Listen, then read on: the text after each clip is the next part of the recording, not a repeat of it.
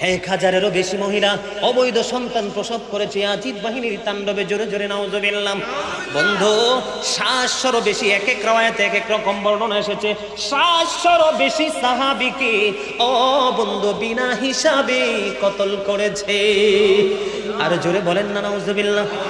ধীরে ধীরে চালাও ছুরি, সীমার আমারি গলা,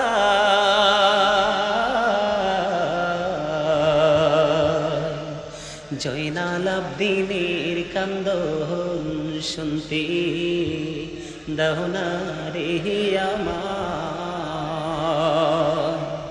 ধীরে ধীরে চালাও ছুরি, সীমার আমারি গলা,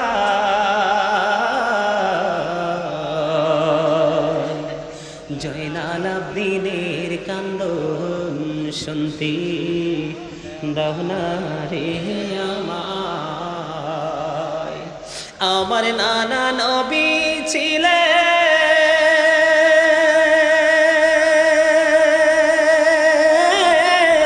গুনাহগারের শাফি হলেন গো। আমার নানা নবী ছিলেন, গুনাহগারের শাফি হলেন গো। এই গলায় দিতেন চুমা নানাজি সদা, জয়নাল আবদিনের কান্দন শুনতে দাও না রে আমায়। কোথায় রইলেন মা জননী,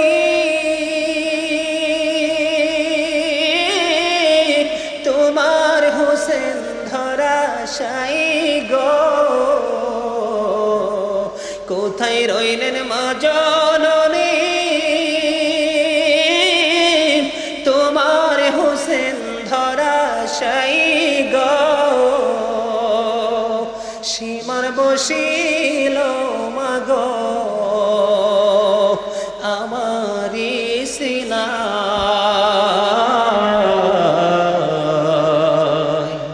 জয়নাল আবদিনের কান্দন শুনতে দাও না রে আমায়। ধীরে ধীরে চালাও ছুরি, সীমার আমারি গলা,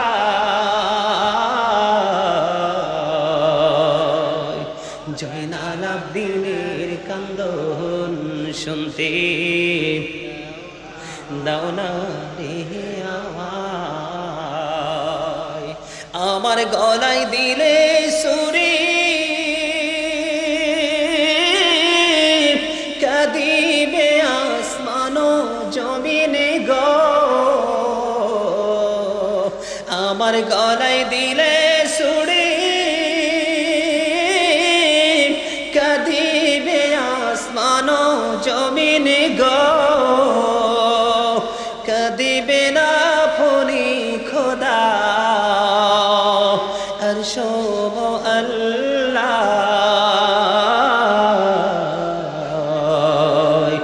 জয়নাল আবদিনের কান্দন শুনতে দাও না রে আমায়। দুধের শিশু কচি কচি কাঁদিতেছেন পানি পানি গো। পিপাসাতে বিষের তীরে কলিজা সেদা,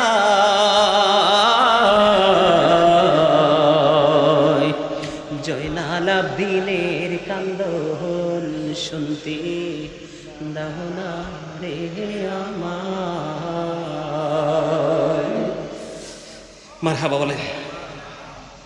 ওই নবীকে যেমনি আমরা মহাব্বত করতে হবে, তেমনি ভাবে এই নবীর আহলে বাইতকে মহাব্বত করতে হবে। অন্যথায় বন্ধু খানায় কাবা, ওখানে গিয়ে নামাজ পড়লে হেরেবের মধ্যে 1 লক্ষ রাকাতের সব। কত রাকাত? এক রাকাতে 1,00,000 রাকাতের সওয়াব। আপনি যদি ওই জায়গার মধ্যেও যদি আপনি বসে বসে বন্ধু নফল ইবাদত করেন, রোজা রাখেন, কিন্তু নবীর পরিবার ইমাম হুসাইনের পক্ষে যেতে পারলেন না, তার সাথে প্রেম করতে পারলেন না, ইমাম হুসাইনের বক্তব্যকে সাপোর্ট দিতে পারলেন না, ইমাম হুসাইনের কর্মকে আপন কর্ম হিসাবে গ্রহণ করতে পারলেন না, ওই হেরেমের মধ্যে বন্ধু 1 রাকাত নামাজ পড়লে 1,00,000 রাকাতের সওয়াব। ওইখানে নামাজ পড়ার পরেও রোজা রাখার পরেও নবী বলেছেন জাহান্নামী হতে হবে। জোরে জোরে বলেন না নাউজুবিল্লাহ। বন্ধুরে আমার, এখানেই শুধু ক্ষান্ত নয়, বন্ধু ইমাম হুসাইনকে যারা ভালোবাসবে, নবীকে তারা ভালোবাসলো, নবীকে যারা ভালোবাসলো তাদের অটো আল্লাহর সাথে ভালোবাসা হয়ে যায়, প্রেম হয়ে যায়। জোরে জোরে বলেন সুবহানাল্লাহ। আর একটু মহাব্বতে বলুন সুবহানাল্লাহ। ইমাম হুসাইন রাদিয়াল্লাহু তাআলা আনহু বন্ধু এমন একটা নাম, এটা কোনো নাম নয়, আমার কাছে মনে হয় এটা একটা কুল কিনারাহীন মহাসমুদ্র, যেখানে বন্ধু প্রবেশ করা যাবে, জীবন থাকতে আর বের হওয়া যাবে না। ইমাম হুসাইনকে নিয়ে বন্ধু যেই রাইটার লিখেছেন, রাইটারও কেঁদেছেন, যে কলম দ্বারা লিখেছে কলমও কেঁদেছে। ইমাম হুসাইন জান্নাতের সরদার ইমাম হওয়ার পরেও, নবীর আহলে বাইত হওয়ার পরেও, আমাদের সত্যের সন্ধান দিশারি হওয়ার পরেও ইয়াজিদ বাহিনীর যথেষ্ট তাণ্ডবের শিকার হয়ে পৃথিবী থেকে নিষ্ঠুরভাবে বিদায় নিয়েছে। এই পাপের ক্ষমা আমার আল্লাহ কোনোদিনও করবে না। ঠিক কিনা বলেন বন্ধুরে আমার? ইমাম হুসাইনকে, হাসান হুসাইনকে আমার আল্লাহ কত বেশি ভালোবাসতেন, আর একটু মন দিয়ে শোনেন বন্ধুরে আমার। একদিনে গ্রাম্য লোক কি করলেন? এক গ্রাম্য লোক মনে মনে নিয়ত করলেন যে আমি রাসূলের দরবারে একটা হরিণ উপহার দিব। কি দিব? আমাদের মধ্যে অনেক মানুষ আছে না, মহাব্বত করে, কেউ কাউকে কাপড় দেয়, আছে না নাই? কেউ কাউকে কাপড় দেয়, কেউ কাউকে কোনো জিনিস দেয়, মানে যার যে চাহিদা সেই চাহিদা অনুযায়ী কিছু দেয় কি দেয় না। এইরকম এক লোক নিয়ত করেছে রাসূলের দরবারে আমি একটা হরিণ দিব।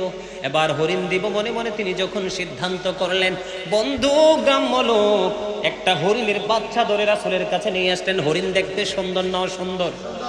আরো জোরে বলেন, সুন্দর না সুন্দর? আমি প্র্যাকটিক্যালি দেখেছি ওই দিন আমাদের ক্যান্টনমেন্টে বন্ধু রূপসাগরে আইসা খাঁচার মধ্যে এত সুন্দর একটা হরিণ বা তারা করে রেখেছে, খাঁচার মধ্যে বন্দি করে রেখেছে বন্ধু। দেখলে নয়ন শীতল হয়ে যায়। আমার এই মুহূর্তে মনে হয়ে গেছে ওই হরিণ না জানি কত সুন্দর ছিল। এবার গ্রাম্য লোক যখন হরিণটা এনে দিয়ে দিল বন্ধু, এবার হাসান রাদিয়াল্লাহু, হুসাইন রাদিয়াল্লাহু, হাসান রাদিয়াল্লাহু তাআলা আনহুকে আমার নবী দিয়ে দিলেন। দিতে এবার হুসাইন দেখে ফেললেন, হুসাইন ডেকে ডেকে বলে, না না গো, আমারও কিন্তু হরিণ লাগবে। কিন্তু হরিণ আইছে কয়টা রাসূলের কাছে? কয়টা আসছে? কিন্তু নবী তো এটা হাসান রাদিয়াল্লাহু তাআলা আনহুকে দিয়ে দিয়েছে। হুসাইন একটা ডাক দিয়ে বলে, না না গো, আমার হরিণ লাগবে গো, আমাকে হরিণ দাও। বন্ধু হুসাইন রাদিয়াল্লাহু তাআলা হরিণ চাইতে দেরি রে, এবার চাইয়া দেখে বড় একটা হরিণী আরেকটা বাচ্চা হরিণ নবীর রওজার দিকে দৌড়াই আসতেছে। নবীর সামনে এসে হাজির হয়ে গেল বন্ধু হরিণ। এই হরিণীর ওটো জবান খুলে গেল, নবীকে সালাম দিলেন, ইয়া রাসূলুল্লাহ, ইয়া হাবিবাল্লাহ, নবী গো, আপনি আপনার কলিজার টুকরা হাসানকে যে হরিণটা আপনি দিয়ে দিয়েছেন, এই হরিণের মা হলাম আমি মা হয়ে আপনার হুসাইনের জন্য আমার এই বাচ্চাটা উপহার দিয়ে দিলাম। আপনি আপনার এই বাচ্চাটা আপনার হুসাইনকে দিয়ে দেন। ইমাম হুসাইনকে বন্ধু, ইমাম হুসাইনের প্রতিবন্ধু হাসান রাদিয়াল্লাহু তাআলা আনহুর প্রতিবন্ধু জঙ্গলের পশুর পর্যন্ত বুক ভরা ভালোবাসা ছিল। শুধু ভালোবাসার অভাব এই প্রজন্মের পৃথিবী লোভী কিছু মানুষের। ঠিক না বেঠিক? ইমাম হুসাইন কেমন ছিল জানেননি? ইমাম হাসান হুসাইন দুই ভাই একদিন ঘোড়ায় চড়ে টকবক করে বন্ধু যাচ্ছেন। যাওয়ার সময় রাস্তার মধ্যে, রাস্তার পাশে দেখলেন এক বৃদ্ধ ওযু বানায়। কি বানায়? বৃদ্ধ ওযু বানাইতেছে। কিন্তু দুই ভাই ঘোড়ার মধ্যে বসে বসে দেখে বুড়ো দাদুর ওযু তো ঠিক হয় না। এবার দুই ভাই মিলে চিন্তা করলেন, দুই ভাই মনে মনে ভাবলেন, ভাইয়া ওই বুড়ো দাদু ওযু বানাইতেছে দেখলাম দুই ভাই মিলে, কিন্তু ওযু তো সুন্দর হয় না। এই ভাই বুড়ো দাদুকে কেমন করে ওযু দেখানো যায়, শেখানো যায়। এবার দুই ভাই বুদ্ধি করে নামলেন। নামার পরে দাদুর কাছে গেলেন, যাইয়া সালাম দিলেন। ভালো আছেন দাদু? বললেন ভালো আছি। বাড়িতে কেমন আছে? সবাই ভালো আছে। সব কথোপকথন শেষ হলো। এবার ডাক দিয়ে বলল, দাদু আমরা দুই ভাই মিলে এখন অজু করব, আপনি শুধু ফয়সালা দিবেন কার অজু বেশি সুন্দর হয়। আবার দুই ভাই মিলে বন্ধু অজু করতে গেলেন। অজু যখন দুই ভাই মিলে করতে গেলেন, অজু যখন কমপ্লিট হলো, এবার ওই দাদু ডেকে ডেকে বলছে, দাদু গো, আমার জীবনে কোনোদিন কোনো মানুষকে এত সুন্দর করে অজু করতে দেখিনি। আপনাদের অজু এত সুন্দর হয়েছে, আপনারা এত সুন্দর, কে গো কি আপনাদের পরিচয়? এবার ওই ইমাম হাসান হুসাইন দুই ভাই উত্তর দিল, আমরা হলাম রাসূলের কলিজার টুকরা দুই নাতি। এবার এই অজু কে শিখিয়েছে বন্ধু? এই অজুর চাইতে সুন্দর আর কার অজু হইতে পারে রে? যেই অজু আমার নবী নিজে দিয়েছেন শিখিয়ে। এবার ওই বড় দাদু ফয়সালা দিলেন, দাদু গো, আমার অজুটাই হয়নি, আপনারা দুই ভাইয়ের অজু হয়ে গেছে সুন্দর। আরো জোরে বলেন না সুবহানাল্লাহ। বন্ধুরে আমার, কৌশলে বড়কে কি করলেন? অজু শিখিয়ে দিলেন। আর আপনারা যদি ইয়াজিদের দিকে তাকান, আপনারা এই কারণে আপনাদেরকে সংক্ষিপ্ত আকারে কিছু তথ্য আমি জানিয়ে দিয়েছি। আপনারা যখন ইয়াজিদের দিকে তাকাবেন, তখন আপনারা বুঝতে পারবেন ইয়াজিদ বাহিনীর চরিত্র কেমন। আর রাসূলের কলিজার টুকরা জান্নাতি ইমাম লিডার যারা হবে, লিডার যারা দুই ভাই হবে, তাদের চরিত্র কত সুন্দর। হুমা রাইহানাইয়া মিনাদ দুনিয়া, রাসূল বলেছেন ইমাম হাসান হুসাইন দুই ভাই দুনিয়া আমার দুইটা সুগন্ধযুক্ত ফুল। জোরে বলেন না সুবহানাল্লাহ। এটা কি অস্বীকার করার কোনো সুযোগ আছে? Imam Hasan and Hussain to my flower in the world, পৃথিবীর দুইটা ফুল বলেছেন নবী ইমাম হাসান হুসাইন দুই ভাইকে। জোরে জোরে বলেন না সুবহানাল্লাহ। আরো জোরে বলেন সুবহানাল্লাহ। বন্ধুরা আমার, সেই হুসাইনের সাথে প্রেমের দরকার আছে না নাই? ইমাম হুসাইন রাদিয়াল্লাহু তাআলা আনহু 61 হিজরিতে কারবালার ময়দানে শহীদ হবে, এটা আমার নবী আগেই জানতেন। কি করতেন? আগেই জানতেন। আমাদের দেশে অনেককে যদি আমরা বলি যে নবী গায়েবের খবর জানে, অনেকের মাথা গরম হয়ে যায়। কি হয়ে যায়? গরম হয়ে যায়। আসেন এরকম বিশ্বাস করে না। আপনারা কি বিশ্বাস করেন নবী গায়েবের খবর জানে? এই বিশ্বাস কি আপনাদের সবার আছে? আলহামদুলিল্লাহ। আমার নবী গায়েবের খবর জানেন। নবী শব্দের অর্থই হচ্ছে অদৃশ্যের সংবাদদাতা, ঠিক না? কারবালার ময়দানে যতগুলো শহীদ হয়েছে, সকল শহীদের রক্ত আমার নবী এক বোতলে ঢুকাইছে। সুবহানাল্লাহ বলেন না। বন্ধুরে আমার, আমি মুখস্থ কোনো কথা বলবো না। হাদিস শরীফ থেকে প্রমাণ, উম্মুল ফজল বিনতে হারিস রাদিয়াল্লাহু তাআলা আনহা থেকে বর্ণিত। তিনি বলেছেন, একদিন নবীর কাছে গেলেন, হাঁটু পানি দিয়ে হলো কবরে দাফন করা হবে। কে আপনার আপন? আপনি নিজে আপনার আপন হয়ে যদি কবরে যেতে পারেন, তাহলেই আপনি সফল হতে পারবেন। ঠিক কিনা বলেন? একটু ধৈর্য নেই, একটু সময় মাহফিলে বসবেন। একদিকে আল্লাহ রাসূলের সাথে প্রেম হবে, আরেকদিকে দুরূদ, জিকির, কোরআন তেলাওয়াতের আয়াত হাদিস শুনে আমলনামা ভরপুর হয়ে যাবে, ঈমানটা মজবুত হয়ে যাবে। আপনার হাজার চেষ্টা করলে সব চুরি নিতে পারলে ঈমান নিতে পারবে না। কথা বলেন না কেন? এই মিয়া, ছেলে সন্তান বিবি পরিবারের জন্য কত কষ্ট করতেছেন। আপনি কোরআন শরীফের 19 পারায় সূরা শুআরার 88 নম্বর আয়াত খুলে দেখেন। আল্লাহ বলেছেন, ইয়াউমা লা ইয়ানফাউ মালু ওয়ালা বানুন ইল্লা মান আতাল্লাহা বিকলবিন সালিম। আছে না নাই? আপনি সব আছেন না এখানে? আসেনি? আল্লাহ বলছেনই, ধন সম্পদ, টাকা পয়সা, সন্তান সন্ততি কিয়ামতের দিন কিচ্ছু কাজে লাগবে না, তবে যিনি সুস্থ অন্তর নিয়ে যাবে সে ব্যতীত। আপনি আপনার সুস্থতা নিয়ে কবরে যান, আপনার কারো হেল্পের প্রয়োজন হবে না। মনে রাখতে হবে, মিনহা খলাকনাকুম ওয়া ফিহা নুঈদুকুম ওয়া মিনহা, কাজে উৎসাহিত করত, রাসূলের সুন্নাতকে বিলীন করে দেওয়ার চেষ্টা করেছে। আমি আপনাদেরকে বলি, হযরতে ওসমান রাদিয়াল্লাহু তাআলা আনহু রাদিয়াল্লাহু তাআলা আনহু যখন চলে গেলেন, চলে যাওয়ার পর থেকে মুসলমানদের মধ্যে কি হয়ে গেল? কুন্দল সৃষ্টি হয়ে গেল, দ্বন্দ্ব সৃষ্টি হয়ে গেল।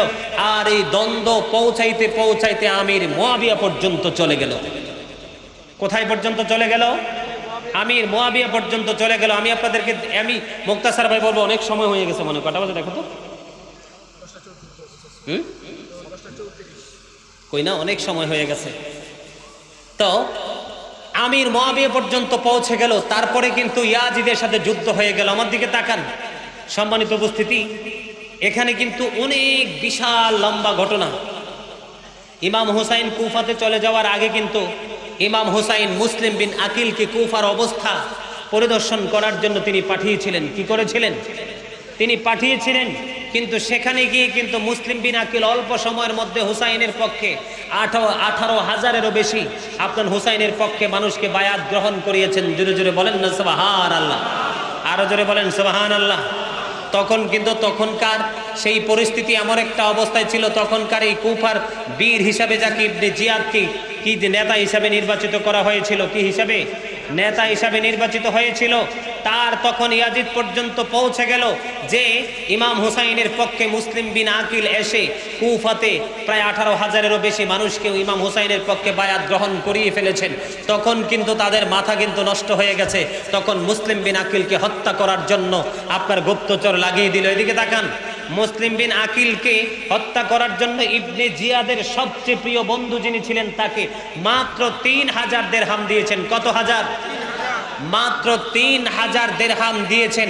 ওই বন্ধু ইতিপূর্বেই জেনেছেন মুসলিম বিন আকিলের সাথে মুসলিম বিন উজ্জারের গভীর প্রেমের সম্পর্ক রয়েছে। তার মাধ্যমে আপনার মুসলিম বিন আকিলের সন্ধান বের করা যাবে। কি করা যাবে? সন্ধান বের করা যাবে। বন্ধুরা আমার, তিনি এসে, আমি আপনাদেরকে শুধু তার বয়ানটা একটু শোনাই আপনাদেরকে, আমি যেভাবে বয়ানটা পেয়েছি কিতাবে। তিনি বললেন, আমি হুসাইনের প্রেমিক, আমি হুসাইনের হাতে বায়াত গ্রহণ করতে চাই। আসলে কিন্তু মূলত হলো ইয়াজিদের একটা বড় গুপ্তচর। কই দেখেন, আমি 3,000 দিরহাম সঙ্গে করে নিয়ে এসেছি। কত হাজার? 3,000 দিরহাম সঙ্গে করে নিয়ে এসেছি। আমি জানি মুসলিম বিন আকিল ইমাম হুসাইনের পক্ষে বায়াত করায়। আপনার পক্ষে যদি সম্ভব হয় আপনি আমাকে হুসাইনের কাছে, মুসলিম বিন আকিলের কাছে নিয়ে চলুন, আমি তার হাতে হুসাইনের পক্ষে বায়াত গ্রহণ করব। আপনি যদি নিতে না চান তাহলে আপনি এই 3,000 দিরহাম গ্রহণ করুন, আর আপনি ইমাম হুসাইনের পক্ষ, আহলে বাইতের পক্ষ হয়ে আমাকে আপনি বায়াত করিয়ে দেন। এটা কিন্তু মূলত মুনাফিকের ভাষা, ঠিক কিনা বলেন? মুখে আসছে কি? মুসলিম বিন আকিলকে ধরে নিয়ে হত্যা করার জন্য। কিসের জন্য? মুসলিম বিন আকিলকে হত্যা করার জন্য। কিন্তু মুখের ভাষাটা দেখছেননি কত মিষ্টি। নবী বলেছেন তাদের ভাষা হবে মধুর চেয়ে মিষ্টি, তাদের চরিত্র হবে ফেরাউনের চাইতে নিকৃষ্ট, তাদের আত্মাটা হলো বাঘের চাইতে হিংস্র। নবী বলেছেন ও ইয়াকুম, হাদিস শরীফ দ্বারা বলেছেন ও ইয়াকুম ও ইয়াহুম, তোমরা তাদের থেকে দূরে থাকো, তাদেরকেও তোমাদের থেকে দূরে রাখো। রাসূল বলেছেন stay way from them, keep them way, তোমরা তাদের থেকে দূরে থাকো, তাদেরকেও তোমাদের থেকে দূরে রাখো। লা ইউদিল্লুনাকুম ওয়া লা ইফতিনুনাকুম, কারণ তাদের সাথে মিশলেই তোমরা পথভ্রষ্ট হয়ে যাবে, ফিতনায় পড়বে। তারা যেন তোমাদেরকে ফিতনায় ফালাইতে না পারে, পথভ্রষ্ট করতে না পারে, এই জন্য তোমরা তাদের থেকে দূরে থাকো, তাদেরকেও তোমাদের থেকে দূরে রাখো। সুবহানাল্লাহ বলেন। তাহলে নবী আমাদেরকে বাঁচার রাস্তা দিয়ে দেখাই গেছে না? কথা বলেন, বাঁচার রাস্তা দেখাইছে কিনা? এটার মধ্যে কোনো সন্দেহ আছে? কোনো সন্দেহ নাই। তারা যতই মিষ্টি কথা বলো, ইয়াজিদের পক্ষের লোককে আপনারা কাছেও আনবেন না। তারা যখন আপনাদের সাথে মধুর ব্যবহার করবে তাদেরকে বিশ্বাসও করবেন না। এরা কিন্তু হিন্দু, খ্রিস্টান, বৌদ্ধ না, আমাদের মতো মুসলমান, নামাজি, দাড়িওয়ালা, টুপিওয়ালা, পাগড়িওয়ালা। সাবধান থাকতে হবে। নবী বলেছেন কিয়ামতের আগে সকালে ইমানদার থাকবা, বিকালে বেঈমান হয়ে যাবা। বিকালে তোমার ঈমান থাকবে, পরের দিন সকালে তুমি বেঈমান হয়ে যাবা। সেই পায়ে তারা কিন্তু এখন আমাদের দেশে শুরু হয়ে গেছে। কি হয়ে গেছে? আমি শুধু আপনাদেরকে তাদের টেকনিকটা একটু শোনাচ্ছি। আগে কিন্তু একটু বলেছি, মনে আছে তো আপনাদের ইয়াজিদ সম্পর্কে? তখন মিষ্টি মিষ্টি কথা বলতে বলতে বন্ধু ওই মুসলিম বিন উজ্জার মাধ্যমে মুসলিম বিন আকিলের বন্ধু সন্ধান বের করে ফেললো। ইবনে জিয়াদ তাকে নিষ্ঠুরভাবে তার সাদে নিয়ে কতল করলো। নাউজুবিল্লাহ। আরো জোরে বলেন না নাউজুবিল্লাহ। বন্ধুরে আমার, এই ইয়াজিদ বাহিনীর সেই কৌশল কিন্তু এখন আমাদের সমাজে বাস্তবায়ন করার চেষ্টা করতেছে, ঠিক কিনা বলেন? মুখে মিষ্টি কথা, হাতে আছে কিছু টাকা, ঠিক কিনা? এই দিক দিয়ে কিন্তু ইসলামকে হত্যা মানে হুসাইনের পক্ষের, নবীর পক্ষের লোককে জবাই করা মানে ইসলামকে জবাই করা। আমি আপনাদেরকে সোজা হিসাব একটা বুঝিয়ে দিতে চাই। সেটা হলো, আপনাদের সমাজে বড় আলেম আছে না নাই? আপনাদের পাথইরে আছে না নাই? ধরেন আমরা কখন মানুষকে বড় বলি? যখন শিক্ষায় দীক্ষায় সে বড় হয় তাকে আমরা বড় বলি। বেটা যদি দেখতে লম্বায় বড় হয়, স্বাস্থ্যে বড় হয়, তাকে বড় বলি না। সবচেয়ে বড় হলো যে গানে এবং গুণে বড়, সেই হলো সবচেয়ে বড়। এখন আপনাদের কাছে আমার প্রশ্ন, তখনই আমি বুঝতে পারবো যে আপনাদের বিবেক কত স্ট্রং। আপনারা বলেন, এই আলেম যখন মারা যাবে তখন তার এলেমও মরবে কিনা? সে যখন কবরে যাবে তার এলেমও কবরে যাবে কিনা? বন্ধু এই আলেম যখন চলে যায়, আলেম কবরে চলে যায়, এত বড় আলেম আর পয়দা করা সম্ভব না। আলেম চলে গেলে আর আলেম বন্ধু তৈরি হয় না। ঠিক তেমনি ভাবে ইয়াজিদ বাহিনী চেয়েছিল নবীর আদর্শের মানুষগুলোকে কতল করে ফেলবো, নবীর শিক্ষা, নবীর সুন্নাহকে, কোরআনকে ধ্বংস করে দেব, আমরা আমাদের আধিপত্য বিস্তার করব। যদিও তারা শহীদ করেছে, কিন্তু মূলত তারা জিততে পারেনি। ঠিক না বলেন? कत्ले हुसैन असल में मर गई आजिद है, इस्लाम जिंदा होता है हर करबला की बात। जोरे जोरे कोन सुबहान अल्लाह। এই কারবালা থেকে ইসলাম নতুন প্রাণ পেয়েছে, যে ইসলামকে আর কোন অপশক্তি চেষ্টা করে ধ্বংস করতে পারবে ঠিক কিনা বলেন? আরো জোরে বন্ধুরে আমার। এবার কি করলেন? এদিক দিয়ে কুফা থেকে একটা না দুইটা না, ইমাম হুসাইন কুফায় আসার জন্য একে একে 150 চিঠি দিয়েছে। কত ছোট? 150টা চিঠি দিয়েছে। কিন্তু কুফায় যাওয়ার পরে দেখেন কি অবস্থা, কি করুণ ইতিহাস ছিল।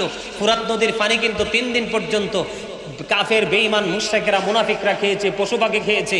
যার নানা রসিলায় যারা জান্নাতের সর্দার হবে তাদের জন্য কিন্তু ফুরাত নদীর পানি বরাদ্দ ছিল, তাদেরকে পানি খাইতে দেয় না। দিয়েছিল? এই ইতিহাস মুরব্বীরা ভালো জানে, কারণ আগের যুগে তারা এইসব নিয়ে বেশি গবেষণা করত। এখনকার যুগে ছেলেরা তো ফেসবুক ইন্টারনেট চালায়, এই কুল পায় না। আর এইগুলো গবেষণা করব কোন সময়, ঠিক কিনা বলেন? ফেসবুক থেকে হাদিস পড়ে। কি করে? ফেসবুক থেকে হাদিস পড়ে, হাদিস পড়ে আইসা ইমাম সাহেবের বিরুদ্ধে ফতোয়া দেয়। তো এটা কি মানা যায়? বলে যুগের পর যুগ, ক্লাসের পর ক্লাস, বছরের পর বছর গবেষণা করে তো কথা বলতে 1000 বার হিসাব করে বলতে হয়, ঠিক না বেঠে? আর ফেসবুক থেকে হাদিস পড়ে, ফেসবুক থেকে বাংলা তর্জমা পড়ে আইসা আপনার ফতোয়া দেয়। তো এই সমস্ত ফতোয়াবাজি থেকে আমাদেরকে কি থাকতে হবে? দূরে থাকতে হবে। সম্মানিত উপস্থিতি, ইমাম হুসাইন এত নিষ্ঠুরভাবে আপনার কি হয়েছেন? শহীদ হয়েছেন। ইমাম হুসাইনকে সবচেয়ে এখানে একটা মজার একটা বিষয় আছে, যেই মানে ইয়াজিদ বাহিনীর কুফার যে বীর ছিল, সবচেয়ে বড় বীর সেনা যিনি ছিলেন, যার নাম ছিল হুর। কি ছিল? যিনি ইমাম হুসাইন তার কাফেলার লোককে পাহারা দিতে দিতে কুফা পর্যন্ত নিয়ে গেছে। এখন ওখান থেকে আর ফিরে আসার কোনো সুযোগ। ইমাম হুসাইন জীবন দিয়ে দিবে সত্যের জন্য, কিন্তু ফিরে আসবে না, অন্যায়ের কাছে মাথা নত করবে না। কিন্তু এখানে ব্যতিক্রম এক নিয়ামত, যাকে কুফার বীর হিসাবে নিয়োজিত করা হয়েছিল তার নাম হলো হুর। বন্ধুরে আমার, তার হেদায়েতটা দেখেন, তার উপরে আল্লাহ রহমত দেখেন, আহলে বাইতের প্রতি প্রেম দেখেন। হুর একবারে বন্ধু ইমাম হুসাইন শহীদ হয়ে যাবে, কারবালা সংগঠিত হয়ে যাবে। তার কিছু মুহূর্তে ইমাম হুসাইনকে ডেকে ডেকে বললেন, হে আলী মুকাম, আমি একটা কথা বলবো, আপনি উত্তর দিবেন। কয় বলো। কই কি উত্তর? কয় আমি এখন যদি তওবা করি, আমার আল্লাহ আমার তওবা কবুল করবে কিনা? যিনি ইয়াজিদ বাহিনীর পক্ষ হয়ে ইমাম হুসাইন তার দলকে ধ্বংস করার জন্য কুফা পর্যন্ত নিয়ে এসেছে, তখন তাকে বলল, তোমার নাম কি? কয় আমার নাম হলো হুর। কয় তুমি তো কুফার বীর, আমাদেরকে পাহারা দিয়ে নিয়ে এসেছো। কয় আমি যখন পাহারা দিয়ে আপনাদেরকে কুফা পর্যন্ত নিয়ে এসেছি, তখন আমি বুঝতে পেরেছি, আমি দেখতে পাইলাম গো, আমার একদিকে জান্নাত অবস্থিত, আরেকদিকে জাহান্নাম আমি দেখতে পাইতেছি অবস্থিত। আমি মনে মনে সিদ্ধান্ত করলাম, আমি আমার জন্য জান্নাত নির্বাচন করলাম। জান্নাত মানে কি? ইমাম হুসাইনের পক্ষে চলে আসা। আর জাহান্নাম মানে হলো ইয়াজিদের পক্ষে ঢেকে থাকা। আমি ইয়াজিদের পক্ষে থাকবো না, আমি আপনার কদমে আমি লুটিয়ে যাব, আমার জীবন বিলিয়ে দিব। তবে আপনি বলেন আমার তওবা কবুল হবে কিনা? তখন ইমাম হুসাইন রাদিয়াল্লাহু তাআলা আনহু ডেকে ডেকে বললেন, আপনি সত্যি যদি তওবা করতে চান, তাহলে সত্যি আল্লাহ আপনাকে কবুল করে নেবে। বন্ধু হুর তওবা করলেন। তওবা করার পরে ইমাম হুসাইন বললেন, আর তুমি নেমে আসো। এবার হুর ডেকে ডেকে বলে, না না, আমি নামবো না, আমি আপনার পক্ষের হয়ে, আমি সীসা ডালা দেয়াল হয়ে ইয়াজিদ বাহিনীর বিপক্ষে যুদ্ধ করব। আমার জিন্দা লাশ আপনার কদমে যাবে না, আমি জীবিত আপনার কদমে যাব না, আমার লাশ আমি আপনার কদমে বিলিয়ে দেব। জোরে জোরে বলেন না সুবহানাল্লাহ। বন্ধু, এটার নামই হলো হেদায়াত, এটার নামই হলো প্রেম, এটার নাম হলো আল্লাহর নেয়ামত। এই জন্য আপনাদেরকে বলবো, এতদিন আপনারা ইয়াজিদ বাহিনীর পক্ষে কথা শুনেছেন, মেনেছেন, আজকে আপনারা ইয়াজিদের এগেইনস্টে চলে যাবেন, বিরুদ্ধে চলে যাবেন, হুসাইনের পক্ষে চলে আসবেন। আমি বলবো আপনাদের অতীতের সব নেগেটিভ কাজ আমার আল্লাহ ক্ষমা করে দেবে। আরো জোরে বলেন না সুবহানাল্লাহ। বন্ধুরে আমার, ইয়াজিদ বাহিনী এমন তাণ্ডব চালিয়েছেন বন্ধু, ইমাম হুসাইন রাদিয়াল্লাহু তাআলা আনহুর পক্ষ থেকে একক যুদ্ধ যখন শুরু হলো, সর্বপ্রথম আলী আকবর বন্ধু বের হয়ে গেলেন, বাবা গো বিদায় দাও না, যুদ্ধের ময়দানে যাব, ইয়াজিদ বাহিনীর সাথে যুদ্ধ করব, সত্যের পথের সন্ধান, সত্যের পথের প্রতীক হয়ে আমরা উজ্জ্বল দৃষ্টান্ত স্থাপন করব। তখন আলী আকবর চলে গেলেন বন্ধু। আলী আকবর যখন চলে গেল, আলী আকবর চলে যাওয়ার পরে তিনি যুদ্ধ করলেন। ইয়াজিদ বাহিনী এত বেশি রৌদ্র ছিল, কুফা বন্ধু ধুলাবালিগুলো উড়িয়ে দিল, সব দিক বন্ধ, অন্ধকার হয়ে গেল। আলী আকবর ইয়াজিদ বাহিনীর বিরুদ্ধে যুদ্ধ শুরু করলো। যুদ্ধ করতে করতে করতে করতে বন্ধু তিনি কিছু ক্লান্ত হয়ে গেলেন। এবার দৌড়ে চলে আসলেন তাঁবুর কাছে। তাঁবুর কাছে এসে ডেকে ডেকে বলছেন, বাবা গো একটা ফোঁটা পানি দাও না, একটা ফোঁটা পানি যদি দাও গো, ইয়াজিদ বাহিনীর উপর হায়দারি আক্রমণ চালাবো। এবার বন্ধু ইমাম হুসাইন একটা ডাক দিয়ে বলল, বাবা গো তোমার মতো আমিও তো পিপাসার্ত গো বাবা, 3 দিন পর্যন্ত পানি পান করতে পারি না বাবা। তখন ইমাম হুসাইনের শুষ্ক জিহ্বাটা আলী আকবরের দিকে বের করে দিলেন। ও বন্ধু, কত হৃদয় বিদারক ঘটনা, কোন মুমিন সহ্য করতে পারবে না রে। কি দোষ ছিল বন্ধু, কোনো জমিনে জায়গা নিয়ে দ্বন্দ্ব ছিল না, শুধু দ্বন্দ্ব ছিল সত্য এবং মিথ্যার পার্থক্য। ইমাম হুসাইন ছিলেন সত্যের প্রতীক, ইয়াজিদ এবং তার বাহিনী ছিল বন্ধু নষ্ট চরিত্রের মিথ্যার প্রতীক। বন্ধুটি এবার কি করলেন, ইমাম হুসাইন জিহ্বাটা যখন বের করে দিল, আলী আকবর শুষ্ক জিহ্বাটা বন্ধু চষে নিল বন্ধু, এখানে তো কিছু নাই। চষতে চষতে পুরো যুদ্ধের ময়দানে গেল। ইয়াজিদ বাহিনী আবার আক্রমণ চালালো। ইমাম আলী আকবরের বন্ধু বুকের মধ্যে তীর বিদ্ধ হলো। বাবা বলে বন্ধু একটা ডাক দিল। ইমাম হুসাইন দৌড় দিলেন, ও বন্ধু কারবালার ময়দানে চলে গেলেন। বাবা আলী আকবর ডেকে ডেকে বলে, বাবা বাবা গো আমার বুকে থেকে তীরটা তুমি বের করে নাও, আমি ইয়াজিদ বাহিনীর উপর বাবা গো হায়দারি আক্রমণ চালাবো গো বাবা। বন্ধু তীরটা বের করতে দেরি রে, ও বন্ধু এই মরুর প্রান্তে রক্তের বন্যা বইতে দেরি হয় না। এর মধ্যে আলী আকবর শহীদ হয়ে গেছে। ইন্না লিল্লাহি ওয়া ইন্না ইলাইহি রাজিউন। বন্ধুরে আমার, আলী আকবরের লাশ যখন ইমাম হুসাইন কাঁধে নিলেন, কাঁধে নেওয়ার আগ মুহূর্ত পর্যন্ত কিতাব প্রমাণ করেছে ইমাম হুসাইন রাদিয়াল্লাহু তাআলা আনহুর বয়স ছিল 56 বছর 5 মাস 5 দিন। একটা চুল দাড়িও ওনার পাকেনি। আলী আকবরের এই পবিত্র বডি যখন কাঁধে নিল, সঙ্গে সঙ্গে দাড়ি এবং চুলগুলো পাইকা সবগুলো সাদা হয়ে যায়। জোরে জোরে বলেন না আল্লাহু আকবার। এরে পাথর মানুষ, কোন মানুষ মুমিন সইতে পারবে না, কলিজা ছিঁড়ে যায় রে। ইমাম হুসাইনের জীবনী যখন পড়ি রে, ও বন্ধু এই পর্যন্ত যতদিন কারবালার ইতিহাস পড়েছি রে বন্ধু, চোখের পানি ধরে রাখতে পারি নাই, মনের অজান্তে চোখের পানি চলে আসে। এমন নির্মম ইতিহাস বিধর্মীদের বেঈমানদের ইতিহাসও খুঁজে পাওয়া যায় না, ঠিক কিনা বলেন বন্ধু। এবার হাসান রাদিয়াল্লাহু তাআলা আনহুর শাহজাদা কাসেম ডেকে ডেকে বললেন, চাচা গো অনুমতি দাও না, ও ভাইয়ের মতো শহীদ হব, সত্যের পথের পথিক হব। ইমাম হুসাইন অনেক লম্বা কথা হলো, এখান থেকে বন্ধু বিদায় দিলেন। এবার বন্ধু কাসেম রাদিয়াল্লাহু তাআলা আনহু শহীদ হয়ে গেল। ছোট্ট শিশু আলী আসগর পর্যন্ত তাদের হাত থেকে রেহাই পাইল না। সর্বশেষে ইমাম হুসাইন যুদ্ধের ময়দানে বন্ধু চলে গেল। ইমাম হুসাইন যখন যুদ্ধের ময়দানে চলে গেল। এবার ইয়াজিদ বাহিনীর কেউ তাকে আক্রমণ করতে সাহস পায় না। চতুর্দিক দিয়ে আক্রমণ করতে করতে করতে করতে বন্ধ, সর্বশেষে সীমার এসে ইমাম হুসাইন রাদিয়াল্লাহু তাআলা আনহুর বুকের উপর বসলো। সীমার যখন বুকের উপর বসলো, সীমারকে একটা ডাক দিয়ে বলল, সীমার এখন কি নামাজের সময়? কয় হ্যাঁ নামাজের সময়। রে সীমার, আমাকে একটু সময় দে রে, আমার জীবনের শেষ সেজদাটুকু আমার আল্লাহর কদমে দিব। জোরে জোরে বলেন না সুবহানাল্লাহ। আমাদের বাড়িতে কোনো কাজ থাকে না, দোকানে কোনো কাজ থাকে না, ব্যবসা প্রতিষ্ঠানে কোনো কাজ থাকে না, মা বোনদের কোনো কাজ থাকে না, তারপরেও হাইয়া আলাস সালার আওয়াজ তাদের কানে পৌঁছায় না। ঠিক কিনা বলেন? এবারে বন্ধু কি করলেন? তিনি নামাজ আদায় করলেন। নামাজ আদায় করার পরে এবার সীমার যখন তার বুকের উপরে এসে বসলো, ইমাম হুসাইন একটা ডাক দিয়ে বলল, সীমার রে, তোর বুকের জামাটা একটু টান দিয়ে খোল, আমি তোর বুকটা একটু দেখে নেব। এই কথা বলতে দেরি সীমার এবার কি করলেন বন্ধু? বুকের জামাটা খুললেন। বুকের জামা যখন খুললো, বুকের জামা খোলার পরে এবার নজর দিয়ে চাইয়া দেখে সীমারের পুরো বুকের মধ্যে সাদা সাদা শ্বেত চিহ্ন দেখা যায়। জোরে জোরে বলেন না নাউজুবিল্লাহ। কি দেখা যায়? শ্বেত চিহ্ন। এটাকে হাদিস শরীফের মধ্যে বলা হয় ডবল রোগ, কুষ্ঠ রোগ। এটা আমি আপনারা দেখেন না মাঝে মাঝে সাদা, এই যে হাত পা মুখ সাদা হয়ে যায়, এরকম অনেক লোক আছে না? অনেক। এটাকে আপনারা কি বলেন? আমাদের বাংলাদেশের ম্যাক্সিমাম মানুষ বলে এটাকে শ্বেত রোগ। কি রোগ?